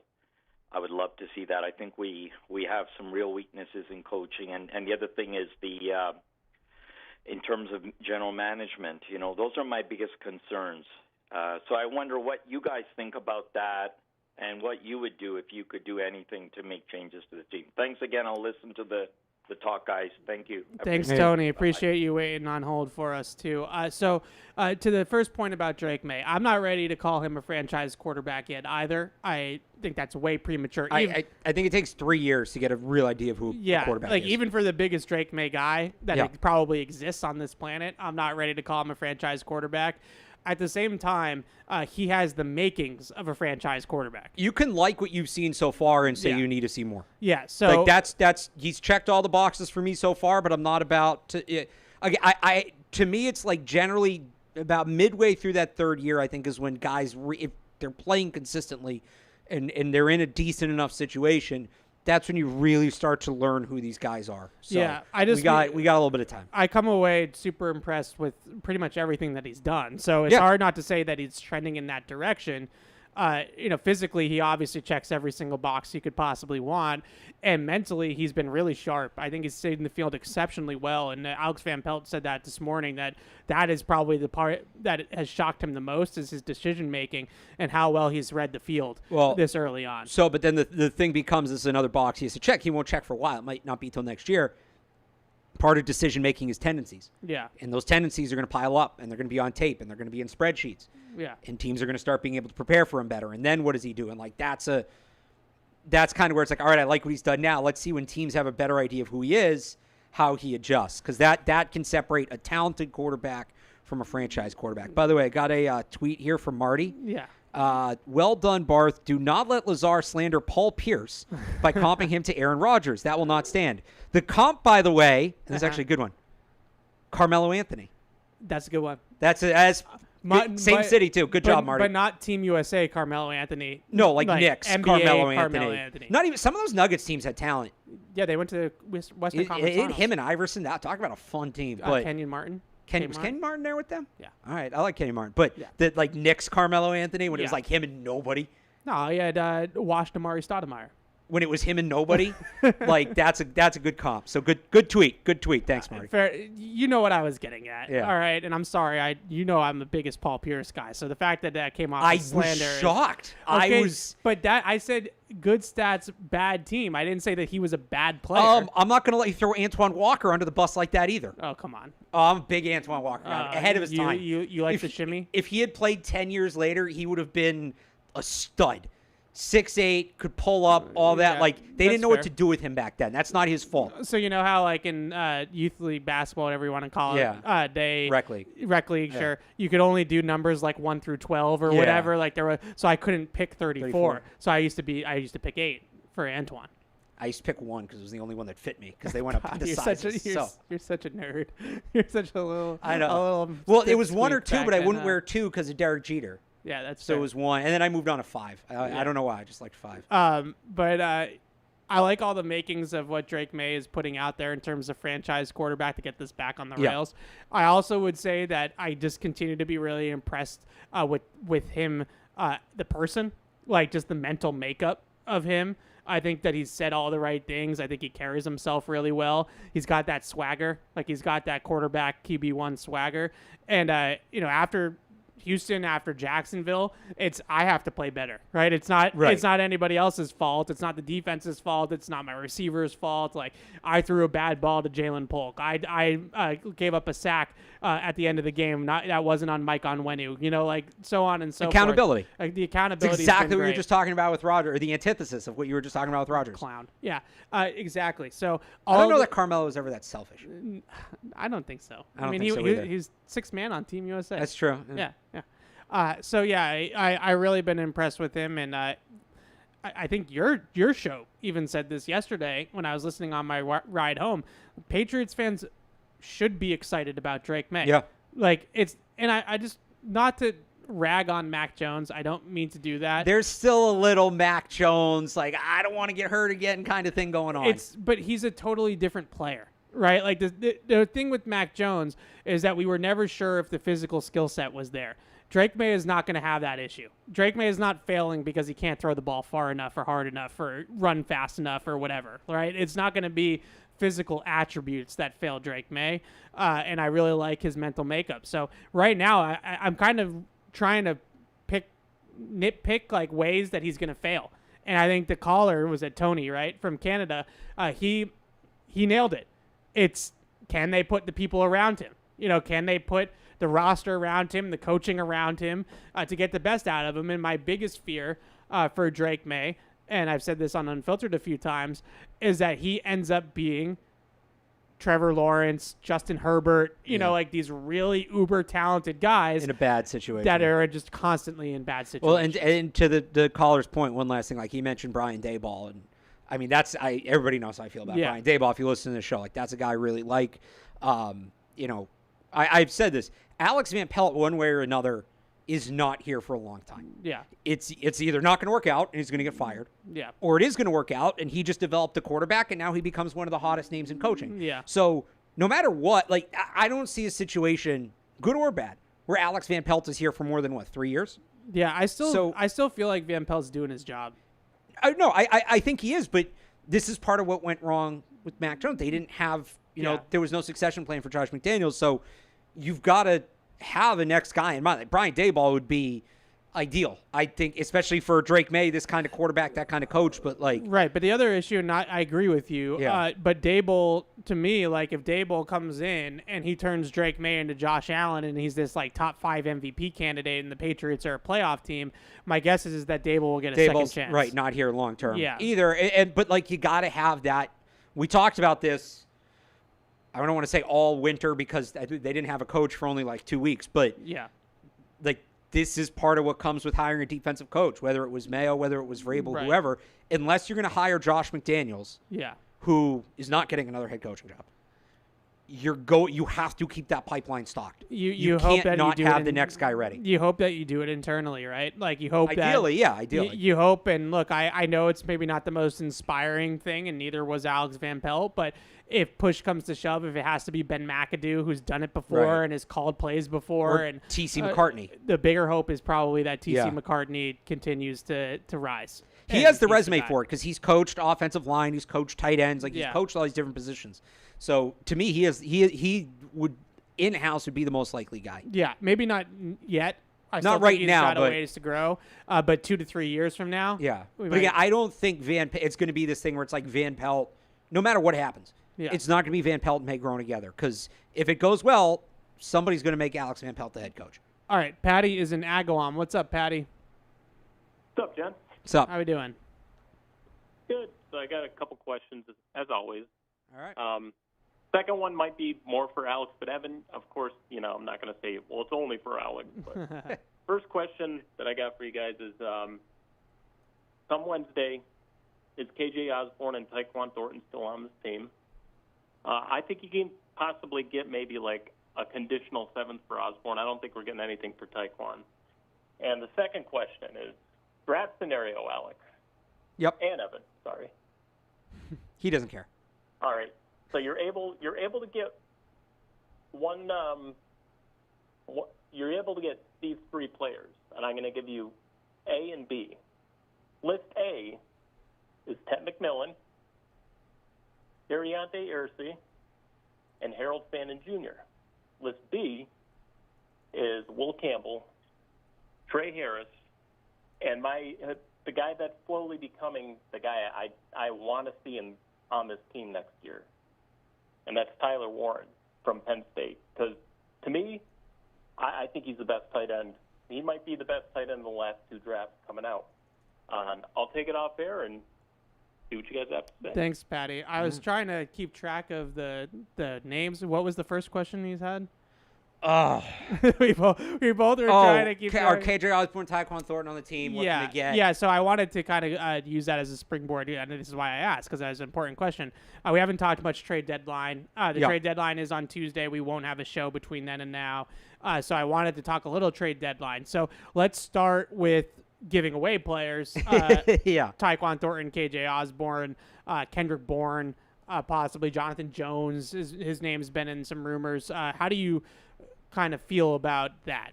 So Selling. I don't know. Like, if we were going to do the list of truly untouchable players, Yeah. you might be able to do that on one hand, right? I'm not Yeah. going to trade Drake Maye. Yeah. I'm not going to trade Pop Douglas. Christian I'm not going to trade Gonzalez. Keon White. Keon White. Yeah. Duggar. I probably wouldn't trade Kyle Duggar. Duggar, Mike Onwenu. Mike Owen. Yeah, I wouldn't trade you. I'm not trading my best offensive lineman. Yeah. Guys I would have to be strongly convinced to trade Yeah. are some of those veteran leaders. Jacoby Brissett, Yep. Kendrick Bourne, Yep. Jonathan Jones, Devon Godshaw, Dietrich Hunter Wise. Henry. Dietrich Wise, another one. Yeah. I haven't seen his name. Those other five I've seen. I their feel names. like if you're a ball knower, then you know that Dietrich Wise is a good football player. Yeah. So I wouldn't be surprised. Well, I if just some also teams think are- for a coaching staff, we spent the whole beginning of the show talking about is the coaching staff's message getting through. Yeah. Right, and they've the obviously circle the wagons, guys. Right, they've obviously had their issues with that here Yeah. early on.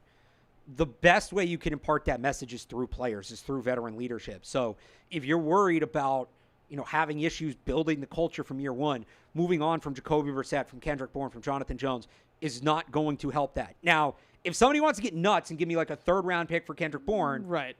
sure. Right, Yeah. so like that's if a you top get 100 pick. If you get the Mohamed Sanu trade, Great comp. Thank you. Yes. Yeah, do it. I'm not going to say no to that. But if it's a 6th-round pick, I actually think Kendrick Bourne's leadership at this point is worth more than a 6th-round pick. So I do. And we had an especially email- in what is this is a buyer's market. This Right. is not a seller's market. That Deontay Johnson trade is insane. yeah. And I actually did a mailbag on Tuesday or on Monday. I wrote it Monday. It went out Tuesday morning. That was like, should the Patriots Nice be in play. on Deontay Johnson? And I was like, well, he's probably going to cost a lot. He's not a bad player. Had I known it was a 5th, 6th pick swap, absolutely. If that's what receivers are going for. But I'm not giving up Kendrick Bourne. So if that's what Deontay Johnson's worth, 7th round for Kendrick Bourne, absolutely not. I value his leadership more than that. And for him or Hunter Henry, these guys on multi-year deals, they may actually still have a role next year. So those are the guys I'm not trading. I want to say that first before we get to the guys that I am, because I feel strongly about that, if you can't tell. Kendrick Bourne, you know how I feel about him. I say this about him all the time.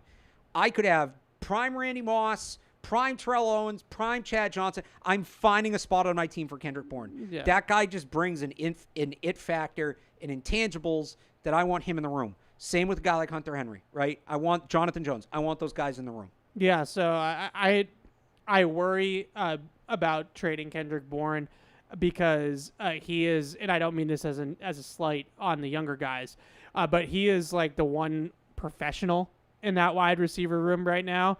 And I think if you trade him, unless, like we said, if you get a Mohamed Sanu offer for Kendrick Bourne, then I think you have to do it. But if trading him is going to turn that room over to a bunch of 22-year-old kids. Right. It's going to be Pop Douglas, Kayshon Boutte, Jalen Polk, Javon Baker. Tyquan Thornton becomes the most veteran member of that KJ unit. Osborne. Oh, KJ Osborne, that's right. Yeah, but still, like you're turning the room over to a very, very young group that has already had some issues with maturity. Let's just put it exactly. Yeah, no, exactly. Like there's a lack of control in that room right now. Yeah. And look, a lot of that came when Kendrick Bourne was out, and he was still around the team, but he wasn't playing, and it does make a difference. Yeah, so I would have concerns about that. Look, I'm on the record with this, and I know it's an unpopular opinion, but I'm not an F them picks guy. I'm not the Los Angeles Rams, okay? I'm not looking at it that way necessarily. But I am a talent acquisition guy. And if I'm a team, I'm still talent in over talent out, right? Like that's the most important thing to me. And what I don't understand is we get to this time of year and we had an emailer in a couple weeks ago, and Paul and I disagreed on this, that said Kendrick Bourne for a 6th-round pick. And I'm like, why am I dealing away Kendrick Bourne for a 6th-round pick? That makes absolutely no sense whatsoever. And Paul's point was that you're not going to get more than a 6. So I said, well, then I'm keeping Kendrick Bourne. He's on a multi-year deal. It's not worth. At a certain point, you can't just trade guys to trade them. If word gets out, you're trading players away without, for less than they're worth. You're never going to be able to negotiate because people will wait on you. The old Danny Ainge, and Danny Ainge went too far in the other direction. Right. Pretty big Celtics show today. How about that game last night? That was something, right? That was fun. We'll get to that in a second. We have some things to cover first. Okay. We can't get into the Boston sports minute. To me, it's more about, I look at Tyquan Thornton, I look at KJ Osborne. Yeah. You've got to get Jalen Polk back on the field when he's healthy. I know it hasn't been good, but there's a young player that needs to develop. Javon Baker needs to play eventually. I'm coming around on I know it hasn't been great. He didn't have a great start on the field. He had the hiccups in London that Mike Reese reported. Right. But you used a 4th-round pick on the kid. You got to play him. You got to see what he can do. And you got to open up snaps. And you don't want Tyquan Thornton, KJ Osborne sitting at the back end of the depth chart behind guys that are, going through their growing pains. Sure. That's just going to create more division inside the room. Those two guys I'm cool with. That's more about you're moving them to create opportunities for other players. I'd look to move them. I don't know if I gave this take on this show. I've given it on other shows. You got your shows mixed up. Yep. Bill Belichick. Yeah. I mentioned the guards as well. So the other day. I would play City So. I think City So's a good player. Yeah, but he's fine. I don't think they feel the same way. Look at who he's been behind this year. I also do think that there's an element of 2021 Ted Karras, where it's it's the best 5 that is working and that's built the most continuity, and Mike Onwenu goes to the bench that year and he's really one of your best linemen. And but as there's a little bit of that as they were trying to find that best 5, there didn't seem to be a ton of urgency to make City So a part of it. Yeah, if that makes sense. Yeah, he also struggled real bad in the He one did, game but it's played. this is a lineman that he's a young guy. He's shown some promise. Yeah. In a league that has a shortage on linemen, he might have some you probably get more for him than you would for Kendrick Bourne. I don't know what the offers are for interior linemen these days. They don't get traded very often because it's not really worth it. Right. But if there's one position on the line, the Patriots low key have a logjam at guard. That's what I'm saying. They have Onwenu, Jordan, Robinson, City, and then when Cole Strange comes back too. So they have 5 guards for 2 spots. Yeah. They have too many guards. So, and I just looking at the way they've operated, I think he's the odd man out. Yeah. And if he's going to be the odd man out, and most of those guys are still going to be here next year. Yeah. So this is not like we'll put him back in next year thing like they did with Onwenu. Right. Because Ted Karras was gone. Right. Right? You knew that.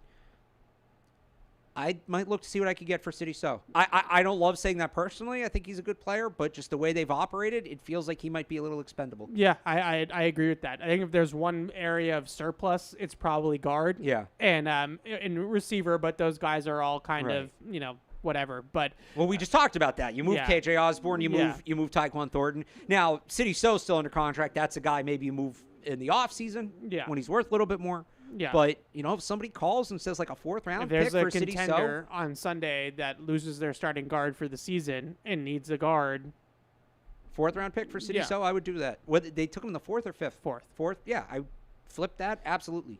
So the last thing I want to say about the deadline, to go back to my whole Yeah. philosophical approach to this type of stuff, I believe the Patriots should at least be exploring. And I'm not. I know I'll put a name to it. I'm not Elliot Wolf. I'm not on the phone. I don't know who's available, who's not available. I know the whispers. I know the rumors, but like none of us actually know. Okay, I just philosophically bear with me for a second.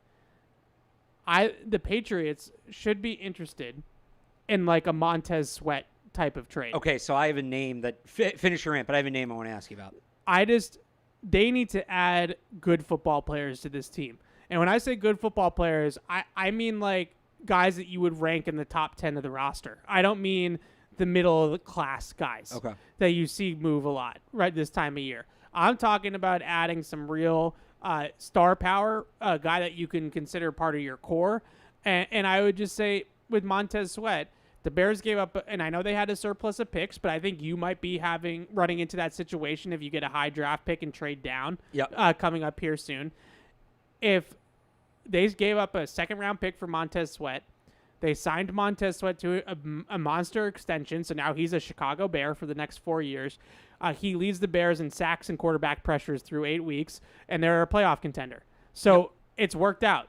It's worked out for the Bears with Montez Sweat. If you do it smart, like, some T. Higgins is a name that's been out there, right? Yeah. And people, they need this. They need the pick. You can't trade the 2nd round pick. We're probably using that pick on a receiver. You're hoping that pick is used on a player that's as good as T. Higgins. I wouldn't touch 1st round pick. No, me and neither. I'm probably not touching the 2nd. T. Higgins might be the one it, guy. It would have to be for like a bona fide number one. Okay, receiver. so here's the player I want to ask you about. And I wouldn't trade 2nd round pick for this guy. And I think he exists somewhere between the top 10 in the middle of the roster. More like a top 15 of the roster guy. How about Chase Young? So the Niners tried this with him though, right? Like they tried to buy low on a former first overall pick. Well, but that's also the Niners who had a ton of the Niners are a different situation. They had a ton of expenses. They knew going in he was going to be a rental. They didn't need the pick they gave up for him. If you could so he went for a 3rd last year. Yeah. And he's had a quieter year. Yeah. If you could trade a 4th round pick for Chase Young with a chance to extend him, I might do it. Like I was looking at players yesterday. He made the most sense. The other one is he's like a little bit, not. It's probably too in the weeds, but like he is a 4-3 end to me. Okay. And not like a true like 3-4 outside linebacker. So like, where do you play him with his hand in the dirt? Do you play him up? Like it's kind of the Keon he's played White some thing. standing up in the NFL. Yeah, but it's just not really. So the other guys I looked up, both of the Broncos edge rushers are reportedly on the block. Yeah. Baron Browning, right? Yep, he's like a Josh Uche screamer off the edge. Yeah, type. and then I forget the name of the guy on the other side. I don't know. Who you're I'll look talking it about up. But like, would Baron Browning? Would you be interested? Probably not, just because Uche and him are pretty similar, and it wasn't really working out with Uche. Like Browning is like a true situational pass rusher. He's like 240, 245 pounds. He's a true screamer off the edge. Okay. Type. You mentioned the Montez Sweat trade. Yeah. Pass rusher is definitely a place that Jonathan Cooper was the other one. Okay. Yeah. These guys, they're not like, it's rare for a guy like that to be available. Yeah. Like, you're not necessarily going to have that guy. I think if they make that trade, it's probably more a guy like Chase Young for like a 4th as opposed to Sweat for a 2nd. But there is value in it because you avoid free agency. Right. And if there's a guy you want, again, Higgins would probably be the guy that would be close to Montez Sweat. It's like with maybe DK Metcalf. The free agency thing is so big to me too about when it comes to this, because everybody says, well, why don't you just wait and give up nothing and pay him in free agency? But the problem is that now you're competing with 8 to 10 other teams, and we see how that goes, right? We've seen how that goes the last couple of years. So now you're running into a situation where you're probably going to have to overpay the player even more. Massachusetts, hello, right? And all that whole thing, like it's Calvin Ridley all over again. So that's the problem with waiting till free agency is you might not get the guy. Yeah. And so now you're left with nothing. But the thing about these level of players is some teams are going to wait till the end of the year because they want to see if they can get something done. So it's just it was a unique. I'm not opposed to it. It was a unique situation. It's a very unique situation. I still come back to this team isn't tanking. Okay, no, they should not have a fire sale. So they're not. They shouldn't have a fire sale, and they shouldn't be worried about adding talent because it's going to make them better this year. This team's not tanking. So if you're not tanking, you're adding talent. That's the way that you should look at it. And if that means that trading one of your, not touching the first round pick, it would have to take a special player to touch the second round pick. But if that means trading away like the Matthew Judon third round pick for a good football player, I'm doing it. Especially, again, like I said, it's a buyer's market right now. Yeah. Like, guys are going for less than they should. I thought that Josh Uche return was nuts. Yeah. And I still think it's probably low. But when you see what Deontay Johnson went for and some of these other trades, what Cam Robinson went for, right? And I'm That's surprised another one that I would kind of I would have been in on that. I didn't think teams are going to move tackles. I would have been in on that. But you want to be the team that's buying right now. Like, these guys are going for so much less than they're worth. Everybody is.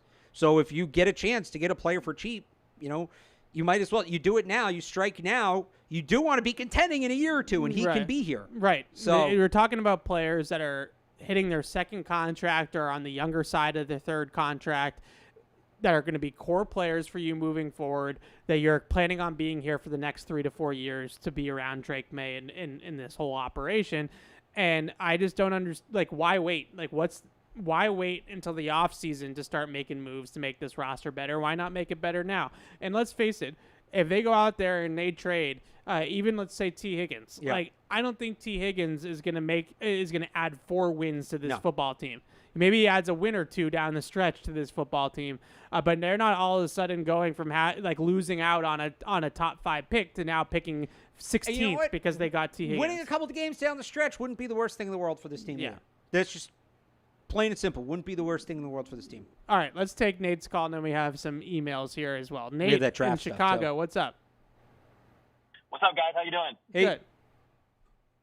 I want to throw another trade name at you guys. It's here. What do you think about it, and if you think it would be a possibility? Okay. What do you think we could get Christian Watson from the Packers? And I'll take it off the air. Thanks, guys. It's a good one. Are the Packers moving Christian Watson? So the Packers are. They had all those other receivers I would who say were that upset, the Packers didn't they? were going to move anybody, it'd be Romeo Doubs, who was the receiver that was upset. He had the 1-game suspension. I don't remember exactly what it was for. Didn't they have another guy that was upset too? I don't think so. I think I got to pull up the roster Because the Packers have 4 really solid receivers. They're doing it by committee. Watson. Did Ontavian Wicks have a thing? I don't think so. Oh, I thought he did. He's kind of like a Kendrick Bourne. Like Jaden Reed, maybe? No, he's like their best player Mm. in that group, Yeah. So Watson, Dobbs, Reed, Wicks is like a really solid foursome for the Packers right now. Is there a possibility that one of those guys is like a trade candidate? I suppose. Dobbs is the one that had the suspension. It was a 1-game suspension for violating team rules. I don't know the details of what exactly he did. But I just have his Wikipedia up. After reportedly staying away from 2 days of practice due to frustration over lack of involvement in the passing game. Yeah, so maybe he's a guy who's really a really talented player, true outside X receiver. And they liked him that year. I mean, Bill's not here, and he was running the draft board, but there's still some carryover. Yeah, and Matt Groh, right? Yeah, and he can get down the field and make big plays down the field. They liked him that year. He's an interesting player. Coming out of Nevada. Watson's got. Did he sign an extension yet? He's got to be coming up if he didn't. Well, because he's the Cole Strange year. Yeah. So he's. It does not look like he did. He's a free agent. He's a free agent in 26, so he's still got 2 more years on his contract. Including this year? Yeah, this year and next year. So this offseason, so he'd be a guy you'd look at this offseason Yeah, as. it's not a bad call. It may be a little bit premature right now because I think the Packers. Yeah, deadline's probably too early. They're a good team, but the Packers are going for it. Put him in the bucket with DK Metcalf and T. Higgins and the rest. Yeah, of them. the only issue with Christian Watson is those soft tissue injuries. Like he'll have random hamstrings and things like that, groins just pop up out of nowhere that put him on the injury report. But he's a really really good player. And gives you speed, and they need speed. Yep. So. Speed kills. All right, a couple of email questions. We're not going to do Patty's draft thing? Oh, yeah. What was Patty's draft thing? I actually recognize most of the players, too. So, Tet McMillan. Yeah. You haven't watched Ursery yet, have you? No. The guy from Minnesota. And is it Noah Fant and the tight end from – no, I'm thinking of Noah Fant. The tight end at Bowling Green. Somebody – it was probably Patty. Yeah. Called about him last week. Harold Fannin, Yeah. and then Will Campbell, Trey Harris, Tyler Warren. So okay. Not sure about tight ends, but right, okay. he really wants a tight end apparently in the third. I get it. You want the developmental guy behind Henry. And honestly, Tyler Warren, Trey Harris, I don't know if that meant in order, but Tyler Warren might go in the draft before Trey Harris did. I have talked to you about Trey Harris. Trey Harris is that the Colorado State receiver? No, that's Torrey Horton. I like him. It's same initials. Yeah, he's actually not quite as fast, a little similar to Christian Watson. Trey Harris is the guy at Ole Miss who is setting all those records. Yeah. So I'll just give you from Draft Network his pros and cons. You tell me who this sounds like. Strength, catch radius length, dominant with contested catches, alignment versatile, red zone threat. Concerns, ability to separate, route running, vertical speed. N'Keal Harry. A little bit of souped up N'Keal Harry, but great. So sign him up.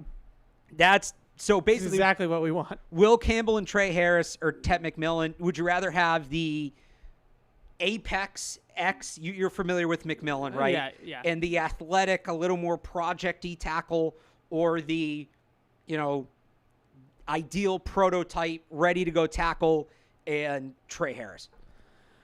So I've been trying to be consistent with my take on this because I want to, for once with the draft, be consistent. I was pretty consistent wanting Drake. But you were very consistent wanting Drake. Yeah, but in general, I want to be consistent. Yeah. And I've been a tackle guy. Like, I've been tackle. Mainly because when we talk about this every week, I feel like we've talked about it every year, and they just keep kicking the can down the road. And eventually you're going to have to take the swing. Like, you're going to have to take a tackle early in the draft and hope that he's the answer. So to keep kicking the can down the road is a little bit frustrating. With that being said, I'm impressed with Tet McMillan. I think he can really play. The one thing that I would say that is a little bit concerning with him is that he's a little inconsistent. Like, he has these big games, and then he has games where he's not. He disappears at times. Yeah, that's fair. Yeah, but although I'll say this, that Arizona team around him is not good. Right. So when I watch him in January and I start to study the film, like, my guess is that it's quarterback play, line play, and he's getting open every game. Yeah. Fafita's actually not bad. So there's an interesting thing there. I think I've told you this, but. So Noah Fafita is the quarterback at Arizona. Yeah. Him and McMillan went to high school together, and they're the same year. So there's some stuff they do that's like high-level chemistry stuff. Right. The people who don't like McMillan, I bet you this is going to be a talking point.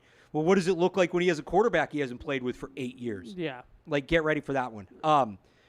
So you need to watch Ursery because, again, you have a better eye for this stuff than I do. Campbell and Banks haven't had amazing years. Yeah. They've been good. Banks struggled against Georgia, particularly against Michael Williams, who might be a top 10 pick in his own right. And Ursery's kind of just been there.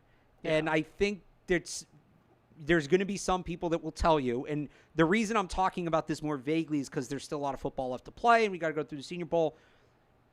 Ursery might... He could be a Senior Bowl guy. He's not Campbell and Banks, like if they're tier 1. Yeah. He's not as polished. He might be 1A.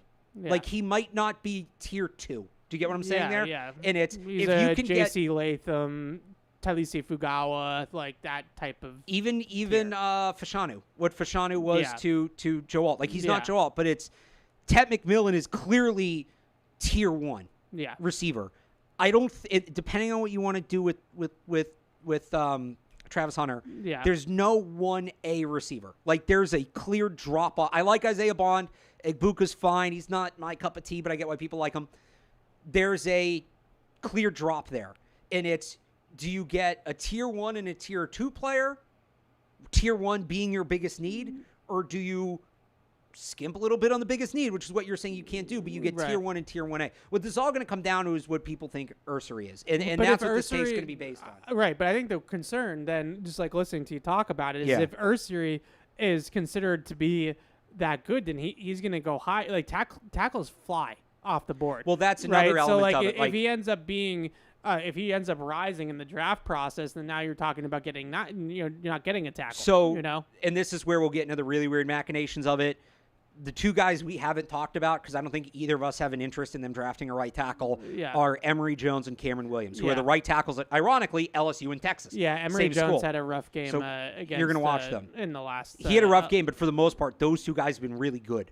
Yeah. Do you get teams that either just want a right tackle, or are you going to get teams that that see how good those guys are and maybe think they can move right to left. Yeah. And maybe that pushes Ursary down the board because those two guys are objectively better prospects, but the positional value is not the same. I know that it drives, and I want to talk Titans, so I want to wrap this, but I know it drives people crazy when we talk about flipping guys. But just for the record, like J.C. Latham's flipped to the left side for the Chargers and has been great. So I think it's possible that you can do that. I do trust Scott Peters, but if that's what you're going to do, I'd rather take Ursary, who is a left tackle, similar range. Yeah. Like, I meant Titans. Yeah. However you're going to do this, like, you're going to have to move. Like, Ellie Wolf's going to have to cook on draft night. Yeah. He's going to have to be on the phone.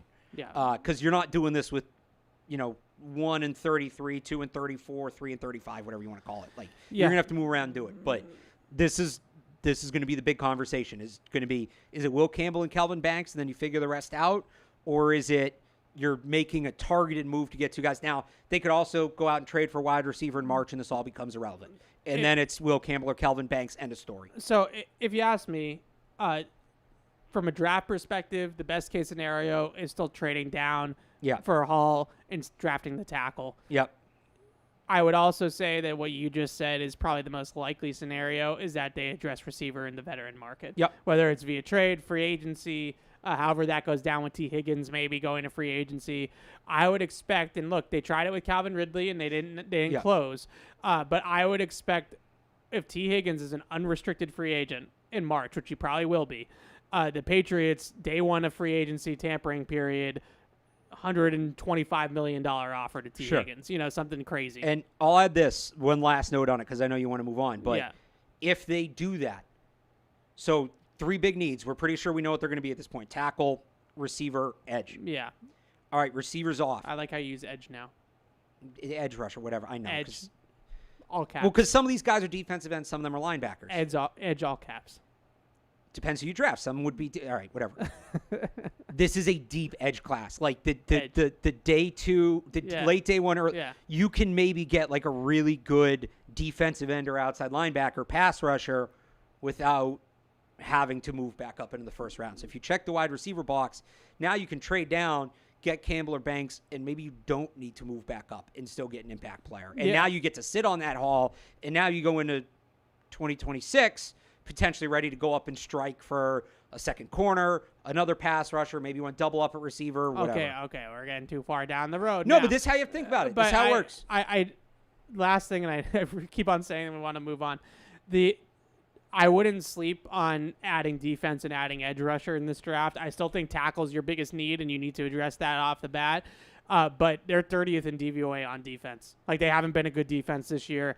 Obviously, you're going to get Barmore back. You're going to get Bentley back. You like that. Yeah. But edge rusher, it's Anthony Jennings and like not a whole lot else, and he's not really Keon White. Yeah, but he's sort of a tweener, and you don't really have anybody that gets up the field and rushes the passer. Like Anthony Jennings, that's not really his game, right? So I wouldn't sleep on that as being like a tier 1 need. For this team. The big 3 needs. Yeah. Big 3. Like we have a big 3 every year. Yeah. Tackle. It's been tackle, receiver, quarterback for a while now. Yeah. In no particular order. Tackle, pass rusher. Yeah. And receiver. But if you sign T. Higgins, you check that box. Right. Like those become the 2. I know corners in need, linebacker, developmental tight end, maybe a running back. Like that's a different kind of thing. Yeah. All right. We got 10 minutes to talk about the Titans, which is exactly how much they deserve. So the one thing, especially when we don't know who their quarterback's going to be. I have 3 things to say about the Titans. Yep. The one nice thing I'm going to say about the Titans is that their defense is actually pretty scrappy. Their defense is well ranked in the efficiency metrics. I think they're 9th in DVOA. They're like 11th or 12th in EPA per play. I know that they gave up 52 points last week. I know. But trust me when I tell you it was a wonky 52 points. It was big punt return, big kickoff return, big punt return, turnover in their own territory. Like, it was a weird one. The Lions had like 80 passing yards in that game. So it wasn't like Detroit went up and down the field on the Titans defense. They run a lot of different exotics. They are a very spin the dial type of defense. These are all reasons, and Gerard Mayo and Alex Van Pelt talked about it. Alex Van Pelt today mentioned that they don't really have tendencies, right? They just kind of throw everything at you. And some teams, like the Jaguars, are big cover 2 third down defense. So you knew you were getting cover 2 on third down. The Titans are not like that. The Titans play a bunch of different coverages. So that's sort of why I'm hoping that Drake Maye plays this game even more, because I'd like to see how he handles that. This is a Baltimore-flavored defense. They run a lot of pressure. They run a lot of coverage. They mix it up. They spin the dial. They have some wonky rotations in the back end. Frankly, watching their film, it's sometimes hard to identify the coverage. Like, I don't know exactly what they're in. They do a lot of that, different types of these fancy cover 5 tricks, different crazy coverages. So it's a tough one. It's a tough one to decipher. And if Drake Maye goes out there and he passes this test in terms of the scheme elements and the decision making and the processing, I'm going to be really impressed. So that was my nice thing to say about the Titans. Do you have anything nice to say about the Titans? No, they gave up on my guy, Derrick Henry. No, I do. I'm excited, and I know he's on the injury report. We'll see if he plays, but I hope we get to watch Devondre Sweat. Remember how I felt about him during the draft? One of my favorite players. Him and Jeffrey Simmons inside. Jeffrey Simmons is another player like I've always really liked. Now, he's a little bit older now. He's not quite what he was, but he's pretty close. We talk about that, the guards and Ben Brown coming along. Yeah. They're right there in the spotlight this week. You do not want to run it between the guards in this game because Devondre Sweat and Jeffrey Simmons are going to be there, and those guys are hard to move. So you're going to want to run it outside the tackles, and the numbers bear that out. Going over to the offense for the Titans, this should be a get-right game for the Patriots defense, and this should be a game where the Patriots defense comes out feeling pretty good about itself. Whether it's Will Levis or Mason Rudolph, the numbers are really not all that different. Rudolph is a little bit more conservative, a little bit safer with the football. Will Levis is a little bit more run and gun. He can throw the ball down the field and make some bigger plays. But for the most part, from an efficiency standpoint, it's about as identical as it could possibly be. They both kind of stink, right? So the Patriots defense should be able to have some fun in this game, I think, at least, and I hope they do. I want to see if they can get the monkey off their back in terms of turnovers. Yeah. This is not a defense that forced a lot of turnovers. That's obviously very unusual. That's probably the biggest change post-Bill Belichick production-wise with this defense. Like, the turnovers are not there. This Titans offense, trick or treat. They want to give the ball away like Halloween candy. Nice. And the Patriots should come out of this. I'm hoping they come out of this game with multiple turnovers because you're not going to play the Titans every week, but it's one of those things where, like, you get a couple, regardless of how you get them, maybe you start – maybe it starts flowing for you. Opens the dam. Right, opens the dam. You see one go in. So turnovers. That's what I want to see, regardless of who's a quarterback. It'd be great if we get a Will Levis meme. That'd be the cherry on top for me. But I definitely want to see him go out and try to get some turnovers this week. There's two guys on this offense that worry you. Tony Pollard's a good back. Banged up. They can run the ball. Tajay Spears also a decent back. He looks like he's going to come back. And obviously Calvin Ridley. And I don't think this is hyperbole when I say that I am sure the Patriots would like it if Calvin Ridley does not have a good game. Right? Like, I think one of the worst things that could happen out of this game, besides somebody getting hurt or something like that, is that Calvin Ridley goes for like $150 and 2 touchdowns and the Titans win, and we have a week of you could have had him, you could have had him, you could have had him. So my expectation is that Christian Gonzalez will be on Calvin Ridley, stop the run, their run game with Tony Pollard and Tajay Spears, and you should be okay on the defensive side of the ball. Last thing. Talk a little special teams because it's warranted this week. Yeah, no big punt returns. This Titans special teams unit is the worst in the NFL. They stink. They stink out loud. On punt coverage, they are 4 times worse than the next closest team. In terms of what, yards per return? In terms of DVOA. Oh. On punt coverage. 4 times worse. They are a minus 24 on punt returns. The next closest team is a minus 8. Think about that. That's wild. So, Marcus Jones, I think that's 3 times worse. I said 4. I'm terrible at math. Don't make me do math. You're already using math. Marcus Jones should have some opportunities in this game. They had I can't remember off the top of my head how long it was. It was a long punt return touchdown by Khalif Raymond last week. I think they had like 150 yards of punt return yards in this game last week for the Lions. So they should have some opportunities to return some punts, and this should be a game where they dominate that phase, right? They should be able to really win the kicking game against the Titans. I can't believe the Titans special teams coordinator hasn't gotten fired. Like, they're a dumpster fire. Like, block punts, big returns. It's been terrible. I'm trying to find the actual yards per return so we can put a real number to it, but I can't find it. So sorry, my fancy numbers don't work for you. Also, I messed up the math, so it's a double-edged sword. Anyway. I think that about does it. So next week we'll come back and trade deadline. I'm just saying this is my gut, just my opinion. I think it's going to be kind of quiet. I know we all talk about the trade deadline like it's the hot stove, right? Like it's. I'd be surprised if they don't move one of those two receivers. I just think to get the numbers right in the room. It's possible. I just don't know if they're going to get the return that's going to make it worth it. I think opening up the spot will make it worth it. Yeah, he could have a Josh Uche, 2026 7th for Tyquan Thornton situation just to maybe open even a it pick up. swap. Yeah. So we'll talk about the trade deadline. We'll talk about this game against the Titans, and then next week, really. What? What was what was that? The Titans? No. The Titans. Yeah. Titans. Okay. There you go. Yeah. Really looking forward to next week's game. Caleb Williams against Drake Maye. Hopefully Oh, neither one boy. of them gets hurt on Sunday. They play in that game together, 1 versus 3. That's going to be a lot of fun. Like, it's not obviously neither team's going to the Super Bowl, but it's still cool to see the two. Give me one. Speaking of the Bears, give me one thought on the Hail Mary play. My thought on the Hail Mary play is that I actually have a take on this, and we Okay. don't give me 2 minutes. My take on this is that we are failing as a football cognoscenti, that we are not rushing quarterbacks on Hail Marys. What does that mean? Like, why? No cognoscenti. Like, just football people. Okay. Coaches.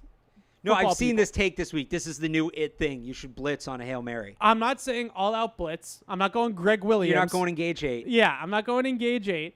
But can I get, like, a real rush? Like, not like a two-man, like, okay, we're going to kind of just... Like, Jaden Daniels had 13 seconds. 13 seconds to throw the ball. The longest time to throw of the next-gen era. 12.75 seconds. Get some pressure on the quarterback. A little bit of pressure. Because, as actually Bill said it on TV on his 17 jobs, that if you can get pressure in the quarterback's face, well, now he can't step into the throw, and now he can't reach the end zone. You know who did pressure? Didn't Dan Campbell blitz on a play action the other week? Yeah. So it depends on where you are on the field. Because, like, if a go ball that, like, hits a guy in stride can beat you, then you can't really all-out pressure. Right, like the 35. Yeah. Yeah. But if you're, like, if they have to throw it 60 yards like Jaden Daniels had to do on Sunday, then throw the kitchen sink at him. Like, what's going to happen? It's beyond me why the two-man mush rush. Or I think the Chicago had a spy on Jaden Daniels. I get that. I'll be honest. I get that. How do you get that? He's not going to run for 70 yards. He can get a chunk, and then you get into a lateral play. No. On that guy specifically, I get it. I'm just saying a real rush. I'm not saying all-out blitz. I'm not saying engage. 4-man rush. 4-man rush. Maybe you throw a stunt Standard in there, something like that. Yeah. No, Get some pressure on the quarterback. It's an interesting thought. The big thing is, this is the way Hail Mary, that part of the reason that play is so perfect, like, people think of Hail Marys as like DeAndre Hopkins going up, right, in Arizona over Buffalo. No, that's not how most Hail Marys are completed. Most of them are, who is the furthest guy back, who is closest to the end line, and if you're the offense, you're trying to tip it back to that guy. If you're the defense, you're trying to tip it forward. Great play by Noah Brown. Yeah. Excellent play by Noah Brown. Terrible play by Tyreek exactly Stevenson. Terrible play by Tyreek Stevenson. That is such a good meme, though, where he's like standing. If you look and you watch it, he's actually not taunting Washington fans. There's Bears fans there, and he's like trying to celebrate with them. And the ball gets snapped, and all the Bears fans are telling him, like, no, go to the play. Oh, my It's happening. Oh, what a moment. That was awesome. Okay. That's a very college football-y thing. Really quickly. Patriots injury report just came out, so we can add this to the end of the show. There are for no you guys. changes, right, from yesterday? There are some changes, but in a good way. So Drake Maye is still listed as limited with a concussion. Christian Ellis limited with an abdomen is a new one. Vidarian Lowe back, limited participant with the ankle and shoulder, and Jaquelin Roy also back with the neck injury that he missed practice last week, and Jalen Polk, a full participant. So I would expect that he's off the injury report by the end of the week and back on Sunday. But like once again, Drake Maye officially limited again today with the concussion. So that's your Patriots injury report. That's your Catch-22. But football season is here, and Sullivan Tire and Auto Service kicks things off in a big way with our exclusive Go Pats tire sale now through October 31st. That's today, so get on it. Score big with incredible savings on Bridgestone tires. Save $100 instantly with purchase of 4 eligible Bridgestone tires. Bridgestone, the official tire of the New England Patriots. See SullivanTire.com for complete details. Go Patriots, and easy to drink, easy to enjoy. Bud Light, the official beer sponsor of the New England Patriots. We'll see you guys next week. Bye. Thank you for downloading this podcast. Subscribe on Apple, Google Play, and everywhere else you listen. Like the show? Please rate and review us. Listener comments and ratings help keep us high in the podcast rankings so new listeners can find us. Be sure to check patriots.com for more news and more podcasts.